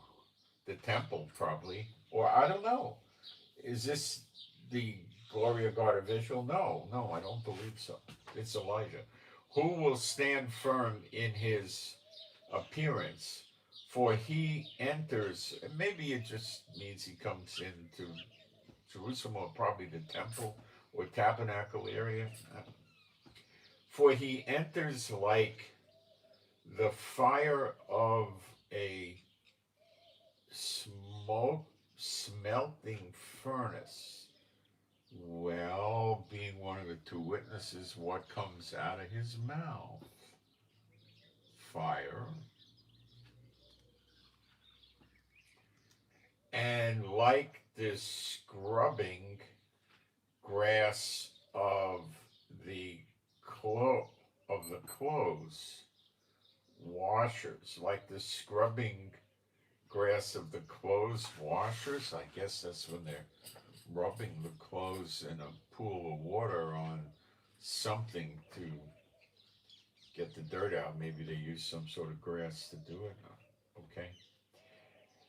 Now I'm in verse 3. And he shall sit melting and refining as silver, and he shall purify the sons of Levi, the Levites. And, so they go, oh, the Levites are done away with. It's the church now. Oh, yeah, sure. And it's not. And the sons of Levi, and pour them out like melted gold. Pour them out. This is much clearer.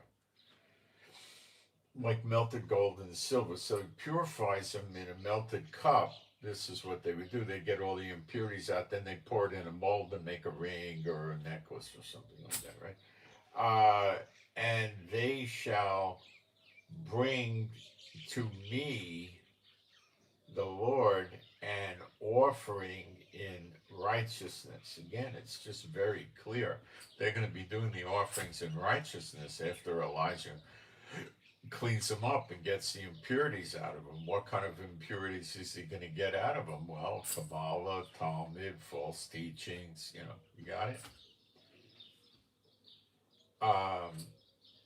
Then shall the sacrifice of Judah and Jerusalem be pleasing to the Lord. Well, that's super duper, because that means things are going to go very, very well for us, as in the ancient days.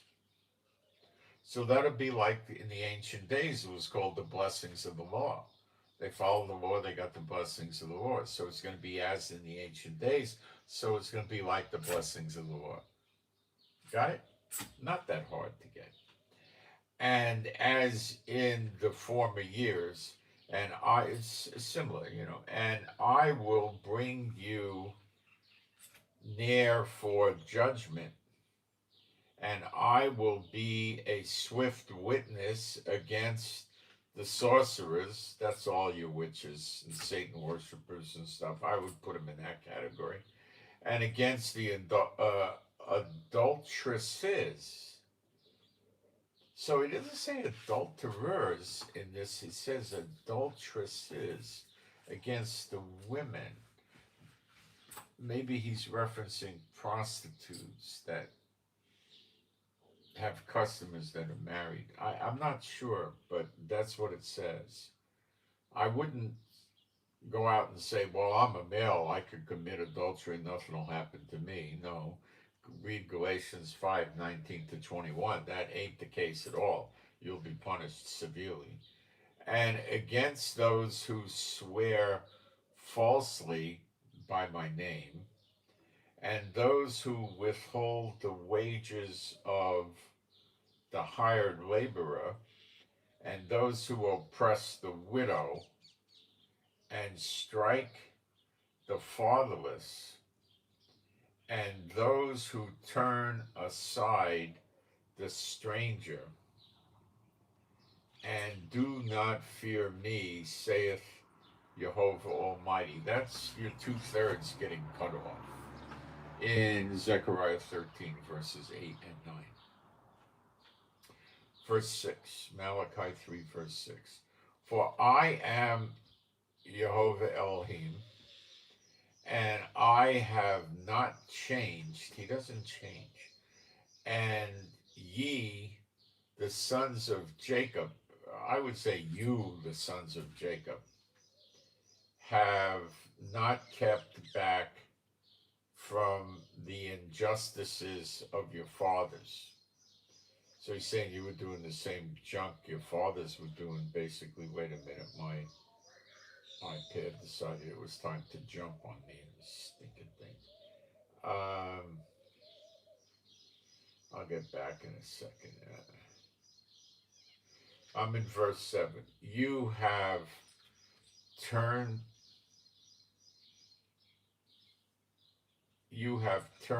aside from my statutes and have not kept them. Turn unto me, and I will turn unto you, saith Adonai Jehovah. Well, he pours the Spirit out on them, they're going to turn. And you said, in what way shall we turn? Will a man trip up or deceive God? This is much clearer than the King James. For you deceive me.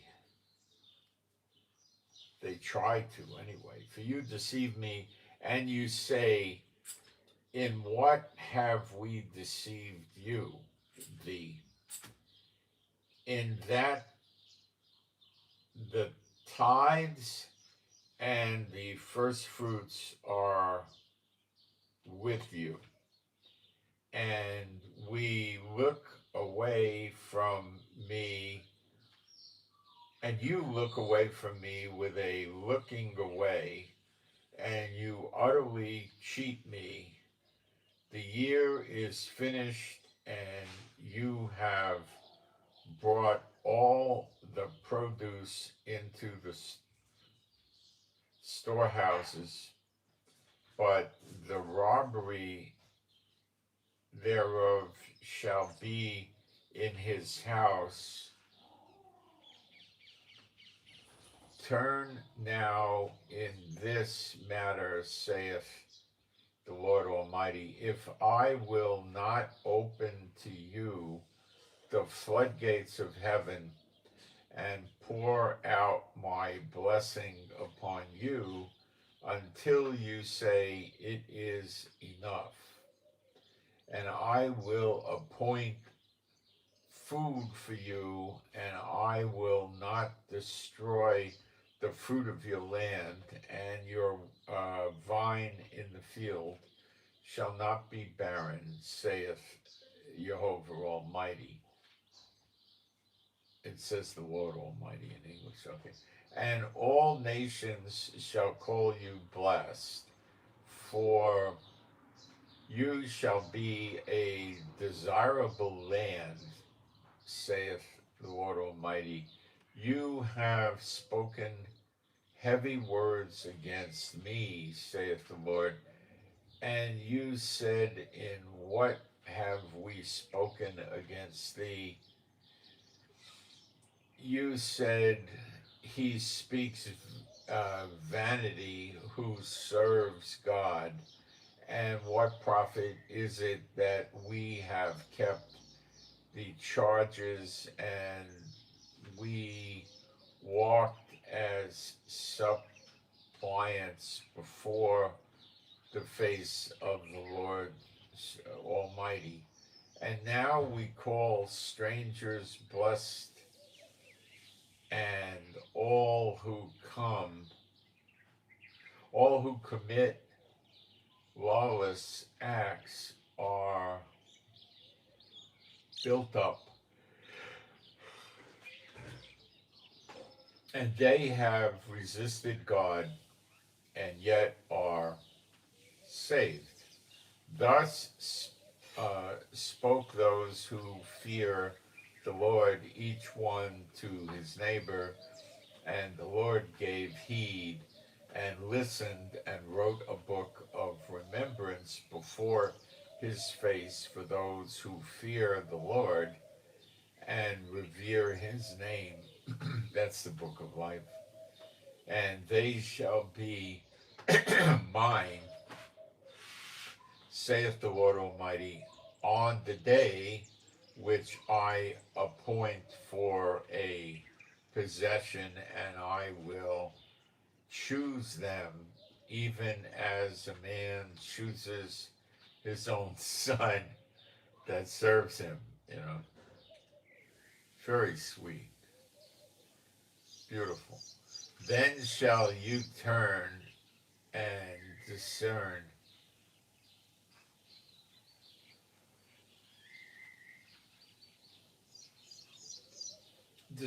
between the righteous and the lawless, and between him that serves God and him that serves him not.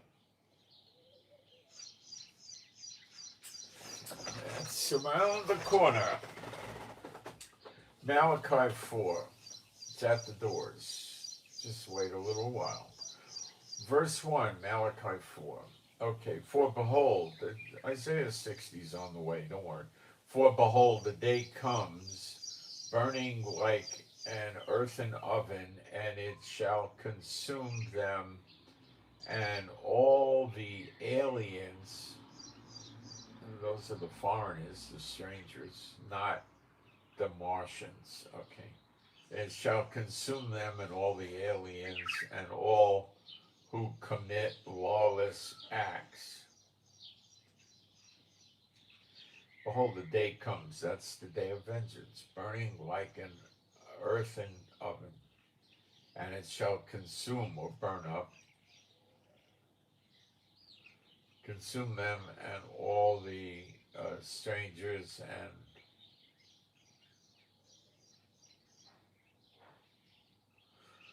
all who commit lawlessness, all who commit lawless acts shall be stubble, they get burned up, and the day that comes shall set them on fire, saith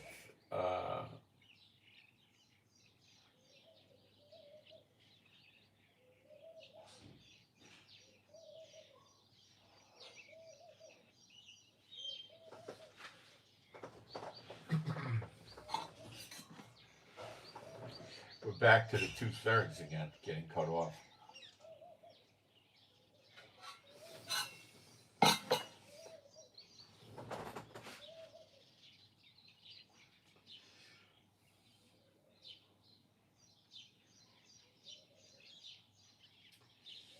So apparently Elijah's establishing the sacrifices, the law again, and those who are not doing it are going to go bye-bye. But I don't believe it's going to be Moses' law. A new version is what it is. You can read Ezekiel starting in chapter 40 through 48. You'll get a good idea about it. And all who commit lawless acts shall be stubble, and the day that comes shall set them on fire, saith saith the Lord Almighty, and there shall be left of them neither root nor branch. Now, that's speaking to the bad Israelites.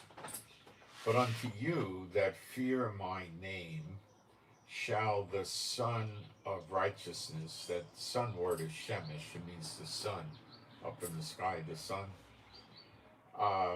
arise, and healing in his wings. That's the extremities of the garment. And that's where they put the tzitzit, and that's what the woman with the issue of blood for, 12 years, grabbed it and got healed.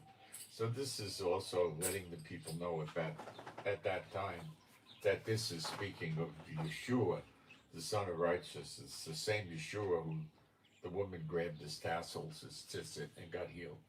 And you shall go forth and leap like young calves let loose from their ropes. Now that's what I've been saying, except ropes I was saying stall. So here they're saying that they were tied up by a rope. Okay, I mean, I think we're in the same league here without any significant differences. You're going to go forth and leap like young calves. I say frolic. So you're going to jump like a baby calf. You know, you're going to be young again. Come on, wake up. The everlasting life when he appears, okay? And you shall trample down the lawless, for they shall be ashes under the soles of your feet in the day, that's the day of vengeance, which I make, saith the Lord Almighty. So they're going to be burned up as ashes. These are the ones in Israel. The surrounding nations are on the borders outside of Israel. They're not in Israel. These are your 2/3 getting cut off. And the fact that their bodies are just turned into ashes, that doesn't defile the land. In Gog and Magog, Ezekiel 38:39, the bodies are laying there and they got barriers. They put markers and they bury them for years. This is a whole different scenario. Okay, verse 4. And behold, I send to you Elijah the Tishbite. It says Tishbite here. Well, we know it's Elijah the prophet. They call him the Tishbite here. Before the coming of the great and manifest day of the Lord. That's not Zechariah 12, okay? Who shall restore? The great day of the Lord is in your Gog and Magog, Ezekiel 38:39. Who shall restore the heart of a father to his son and the heart of a man to his neighbor? So here he's saying not only the father to the son and the son to the father, he's saying he's just restoring the heart of a man to his neighbor. So they're going to treat everybody like they want to be treated themselves. This is not in the other text. Lest I come and smite the land utterly.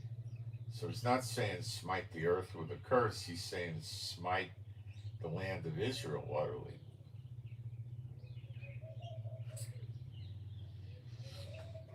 When he says smite the earth, he means the word ha'er, it's the land. This is just better translation. Remember the law of Moses, my servant, according as commanded in Horeb to all Israel. Now, this was written a few hundred years before Yeshua came to earth, so that's why that's there. Even the statutes and the judgments. See, in the law has been changing as you go. With Yeshua, it changes, to an anointed prince in the line of David. There's no more high priest. It switches to the anointed prince. There's still Levites. There's still Kohanim. There's still sons of Zadok, but the high priest is gone. It switches over to the line of David because of Yeshua. And other things are different too. Okay. Even the statutes and the judgments. Okay, well, I'm going to take a fast break and we'll do Isaiah 60. And that'll probably be about all you're going to get out of me today. I hope you're enjoying this. All these years, I never knew about doing any of these things. And, it's a lot of fun. It gives you more insight.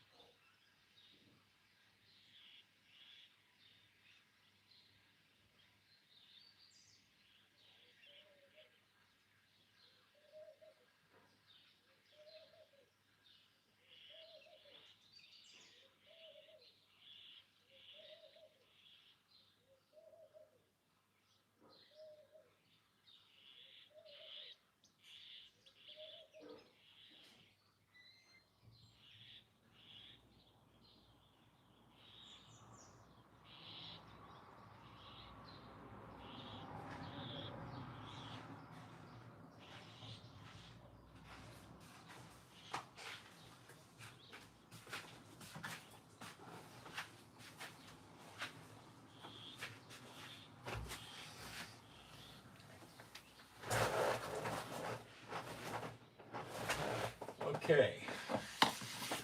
Isaiah 60, verse 1. Shine, shine, O Jerusalem, for thy light has come.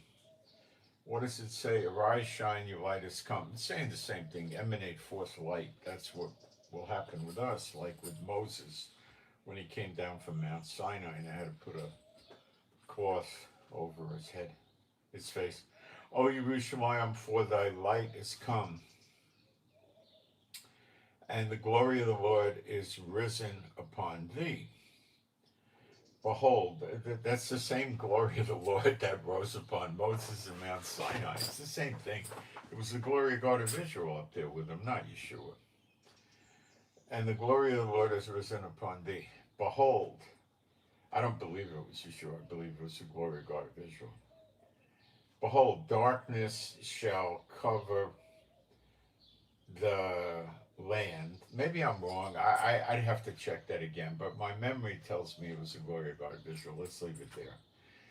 Behold, the darkness shall cover the land, and a thick mist, I believe that's called Kosek, a very heavy darkness, shall be upon the heathens. So there's going to be a darkness in Israel and a thick mist on the nations. And that was what was going on when the Egyptians were blinded for 3 days. Well, they weren't blinded. They couldn't see because it was so dark for 3 days. Like you wouldn't see your hand out here, you know. Something like that. Maybe you could see your hand over here, but you wouldn't see it over here. I don't know. It was very, very dark. Thick mist shall be upon the nations, but Jehovah shall appear upon thee. Now, the glory of God of Israel has Jehovah's name in him. That's in Exodus 20 or 23. It's either 20 verse 23 or 23 verse 20. I gotta check that again. It's one of the two. God puts his name, Jehovah, in Michael the archangel. Okay, so he can receive earth offerings in the name Jehovah.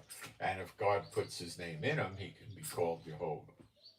And the Lord shall appear upon thee, and the glory shall be seen upon thee. Well, the Lord shall appear upon thee, I guess, is the appearing in the clouds.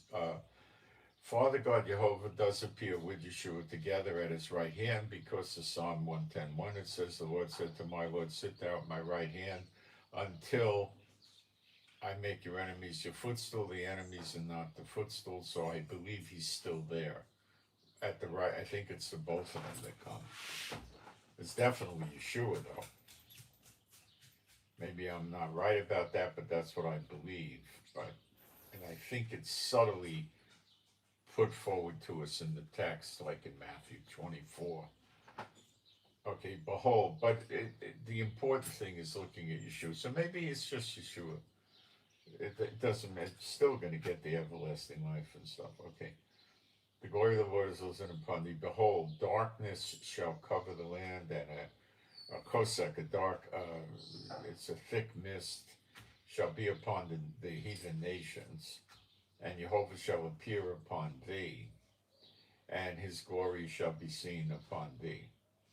And kings shall walk by thy light, and nations thy brightness. They got darkness, a heavy mist, and we got the light. In this case, not just the spiritual light, a literal, earthly, fleshy light. You know, a light, like a flashlight light, but not that, a real light. So it's not just spiritual light, it's real light too. Both. It's both. And kings shall walk by thy light, and nations by thy brightness. So if there's still kings, and Jeremiah 30 verse 11 happened, the nations are destroyed. The people are not destroyed, the nations are destroyed, because that's the work of Satan, building these countries, you know, with the ghettos, the apartments, the crowding, the dirt, you know, that's Satan, you know. Lift up thine eyes round about, and behold, my children gathered together. Behold, all thy sons are come from afar, and thy daughters shall be carried upon shoulders. They're bringing the Israelites back to Israel from their countries as an offering unto the Lord, and hoping to stay there in Israel. As a bonded servant, a slave, they just want to stay there. They'll stay there. Then shalt thou see and fear and be amazed in thy heart. Amazed in your heart. That's going to be something. It's at the doors. For the wealth of the sea shall change over unto thee. Now, I don't know how to define this. One way is we read in places the sea dries up, so the Israelites walk around at the bottom of the sea and find all the sunken treasure ships of many millennia. I don't know. Or it means they're going to get the fish out of the sea and sell it or something. I don't know. And of nations and peoples shall come to thee, and herds of camels shall come to thee. So this is maybe more like we're going to get a lot of fish out of the sea or something. So come to thee. See, it might be that here we're not eating the animals anymore because the animals are, I don't know. It could be that, where the child plays over the hole with the poisonous snake and the lions eat straw. Maybe this has happened, and then we're eating the fish. We're not killing the animal, but then we need the sacrifices for the temple, so that makes no sense. It can't be the case. I don't know. It's some stuff I don't know. Let me tell you, I don't know everything. And people come to thee, and herds of camels shall come to thee, and the camels of Midian and Ephah shall cover thee. All from Sheba shall come, bringing gold, and they shall bring frankincense, and they shall proclaim the glad tidings of salvation of the Lord. So they're believers. They're bringing gold. Now, are we supposed to take that gold and burn it on the altar? No, I never read that ever. So we'll be getting rich. Believe me, you'll be super rich. Quite wealthy. And all the flocks of Kedar shall be gathered unto thee, and the rams of Nebaioth, there's no TH sound, Nebaioth, shall come to thee, and acceptable sacrifice shall be offered upon my altar. Well, that means he's very pleased with the offerings. And my house of prayer shall be glorified. Wow. Who are these that fly as clouds and as doves with their young ones to me? See, this seems to open that up. Who are the flying people? Who are the flyers here? Let's see. Who are these that fly as clouds? When he says these, it sounds like a person. And as doves with their young ones to me, flying to me. I don't get it. The angels going up and down to heaven, maybe? Maybe that's it. Maybe it's not us, or maybe it's us. I don't know.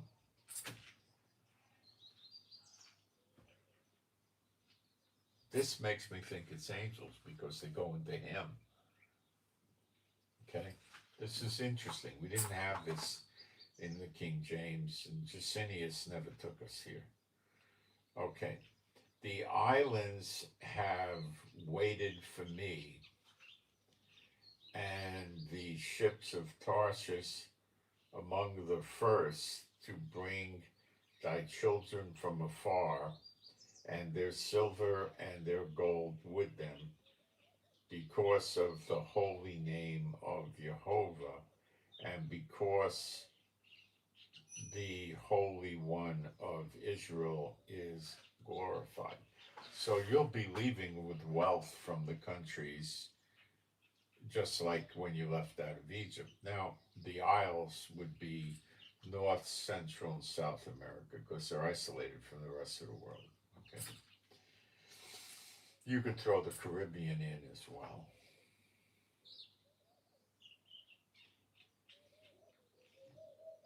And the ships of Tarshish made it into this translation plain as day, just like before, so it's going to happen. Now I'm in verse 10. And the sons of strangers, that's non-native born Israelites, shall build thy walls, and their kings shall stand beside thee, for because of my wrath I smote thee, but because of mercy I loved thee. And thy gates, okay, so it's mercy that gets us here, not because we're so good at anything, not because we did such good works or anything. No, mercy. It shows mercy to Israel. And thy gates shall be opened continually; they shall not be shut by day nor by night, to bring unto thee the power of the nations. That would be their wealth. That's their power. And their kings led captive. So why are the gates open day and night? Because it's not dark. Because the light from the glory God of Israel will be lighting it up all the time. Maybe we don't sleep anymore with everlasting life. It could be. I don't know. I'm not positive about that.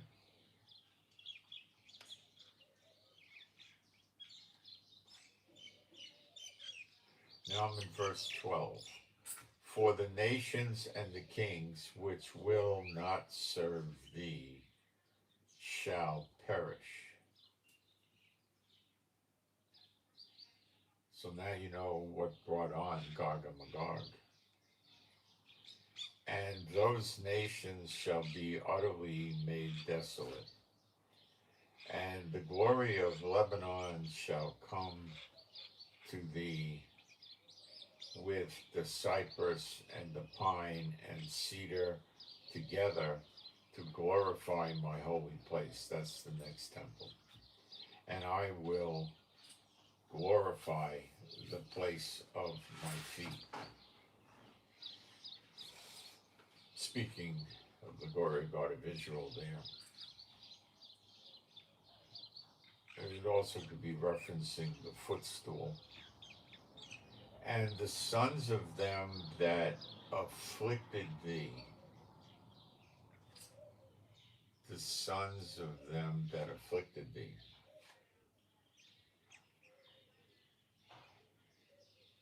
And of them that provoked thee shall come to thee, fearing, and thou shalt be called Jerusalem, the city of the Lord, the Zion or Zion in English, the Zion of the Holy One of Israel. City of the Lord, the Zion of the Holy One of Israel. Okay.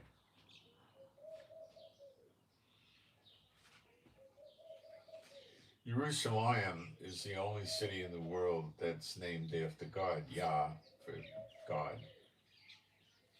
Jerusalem. So it's the city named after God. Only place in the world that way. Because thou hast been forsaken and hated, and there was no helper, I will make thee an eternal gladness, a joy of generations of generations.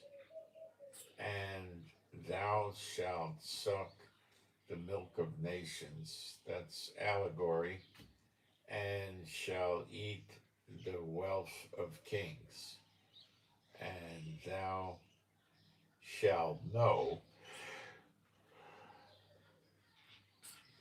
that I am Jehovah that saves thee, that salvations you, I think it would be better, but saves thee and delivers thee, the God of Israel.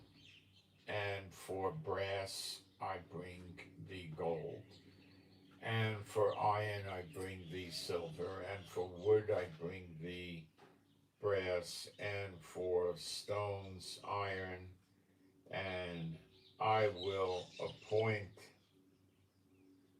thy rulers in peace, and thy overseers in righteousness. And injustice shall no more be heard in thy land, where now it's a main theme, nor destruction, nor misery in thy borders. Yeah, there's a lot of destruction, and there's a lot of misery in the borders here in our country. But thy walls shall be called salvation, and thy gates sculpted work. And thou shalt no more have the sun for a light by day, nor shall the rising of the moon give light to thee by night. But the Lord shall be to thee an everlasting light, and God thy glory. Well, might be that we don't sleep anymore. Don't need it. For thy sun shall not go down, and thy moon shall not fall, for the Lord shall be to thee an everlasting light, and the days of thy mourning shall be completed. That's, the mourning in Zechariah 12. Thy people also shall be all righteous. They shall all know me from the least to the greatest. Jeremiah 31. Shall be all righteous. They shall inherit the land forever. Never run off the land again. Preserving the plant, the work of his hands.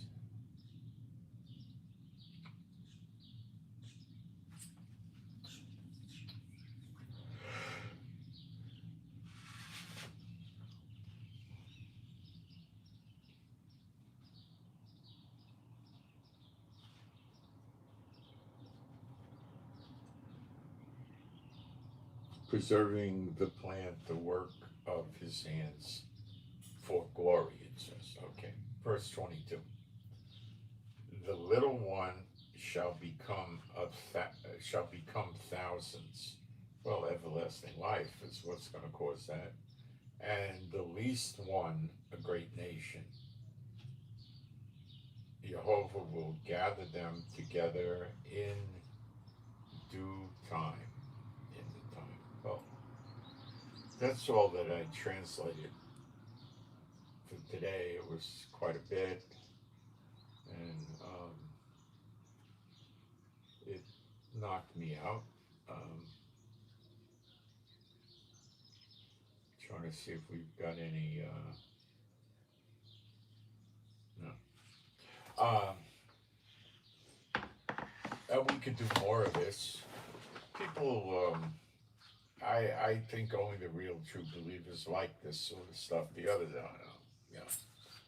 They want to hear about the war. They want to hear about America getting rich and Trump's going to lead them to prosperity. And yeah, right.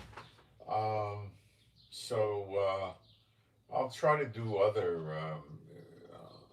prophetic passages this way and see what we can enlighten. How we can learn more and stuff like that.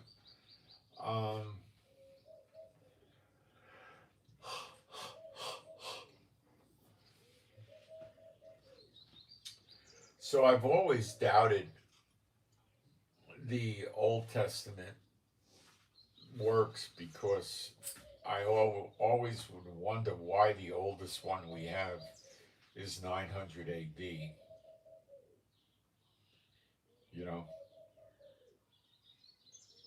got me suspicious.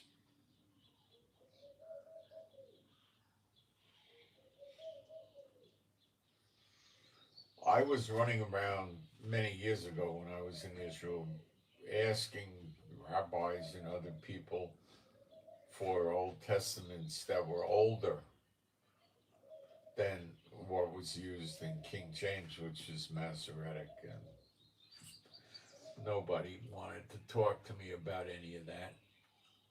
I would try to buy one from the rabbis, their booksellers, where they sell the tzitzit and the talits and stuff, and they have the books. I would go there and ask them. I once went in by the Wailing Wall. They got a place where they keep old books because they don't destroy old books. They would just store them there. Some tradition they have. They didn't have anything like, worthwhile, and it just.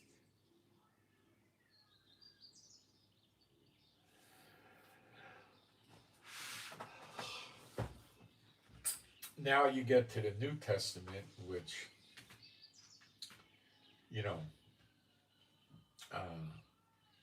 I always never could buy it was done in Greek,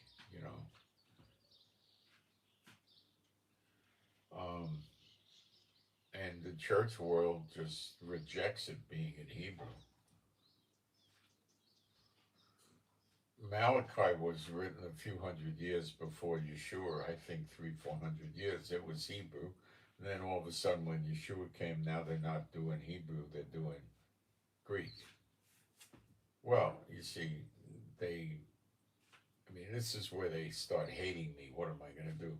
They start with the December 25th Yeshua.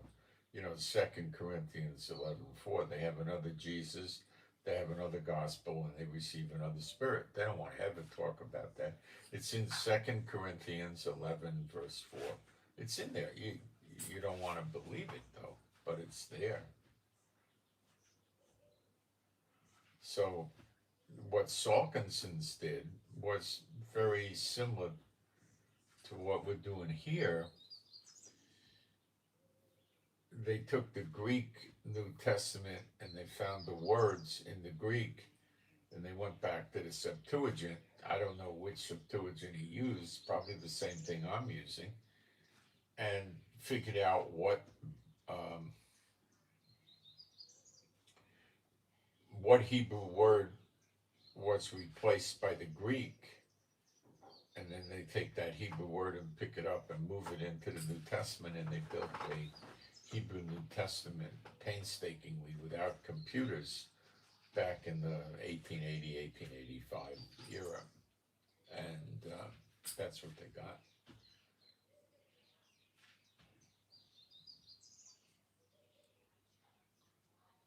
Of course, they're going to reject anything you come up with that's going to keep you from following the churchianity party line, So this is, I think, the closest, using the Codex Vaticanus, I think it's the closest we can get right now that, from what I know, it's available to us. After I lived in Israel many years ago, I went back to the States. I ran around looking at different libraries, trying to find old texts. And, I couldn't get anything, I found out about the Apocrypha and the Pseudepigrapha and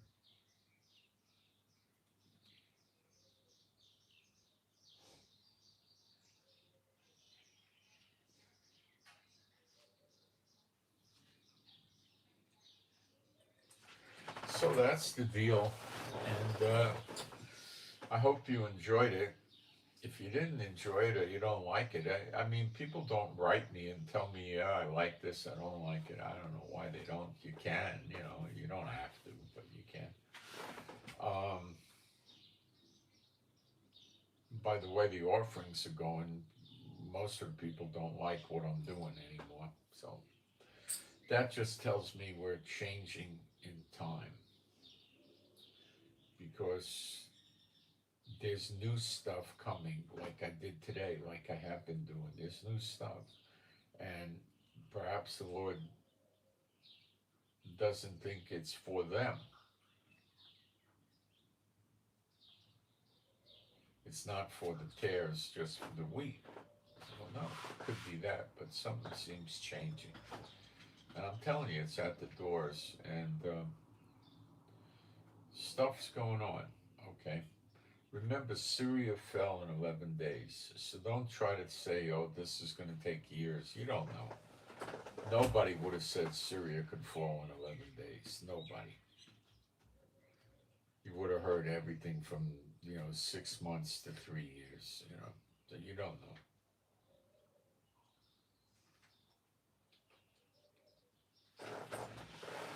So, I'll get a prayer for us. My Heavenly Father, Jehovah, B'Shem Yeshua HaMashiach, I pray for me and my wife and all the true believers in our households, that we would have your strength and stamina and endurance. We would have your healing and recuperative power flowing through us. For our animals and pets and ourselves, we'd be safe and secure and happy, healthy and whole. I pray for the peace of Jerusalem. I pray if any of the people need a job, they get a good job. If any of them need a house or a dwelling or an apartment, they get that. They get a good one. If any needs clients and customers for their business enterprises, they have that. I pray we all have adequate finances and then some extra. I pray we all understand the scriptures better. And I pray we keep digging to find better and better versions of the Bible, better translations, and so forth. And if we've arrived, I pray you tell us about that too, so we know we're there and don't keep looking for something that's not there. And I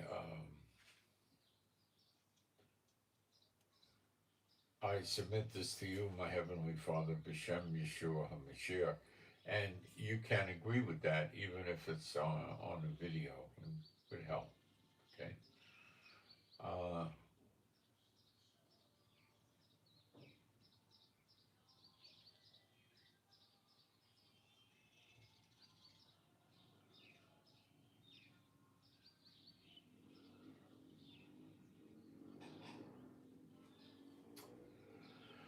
Okay, spiritual warfare. My Heavenly Father, Jehovah, B'Shem Yeshua HaMashiach, regarding me and my wife, all the true believers, and their families, and our families, and households, that if any of us have any witchcraft or sorcery targeting us directly or indirectly through other entities or other people, that it would be all cast, as long as it's designed to affect us, it would be cast null and void, of no value, no effect, forever, for all time. B'Shem Yeshua HaMashiach, and you can agree with that as well. And my Heavenly Father, Jehovah, B'Shem Yeshua HaMashiach, for me and my wife, all the true believers and their families and households, if there's any with an unclean spirit in them, I command the unclean spirit to depart from them, or unclean spirits to depart from them, never to return unto them again. B'Shem Yeshua HaMashiach, and you can agree with that as well. So because of the families that might not be walking with the Lord, we try to clean that up as well, okay? And that's what I got for today, and we'll keep watching what happens with Iran. Sooner or later, it's going to light up. Don't worry. I believe it's going to light up. I don't believe Trump's just going to go home and forget about it, All right, and I send my Shabbat Shalom to all those who love Yeshua HaMashiach. Please pray for my gum. I'm getting a little bubble in there every now and then it goes down, and then it goes up. I don't know what it is, but please pray that it gets healed. Thank you. I think chewing food irritates it or something. I don't know. But I appreciate the prayer. And you prayed for the hernia. That went away the other day. I've been in good shape. And pray that my endeavors with the welfare system, public and private, goes well. I appreciate that. And I'm out. Thanks, guys. Remember me for offerings.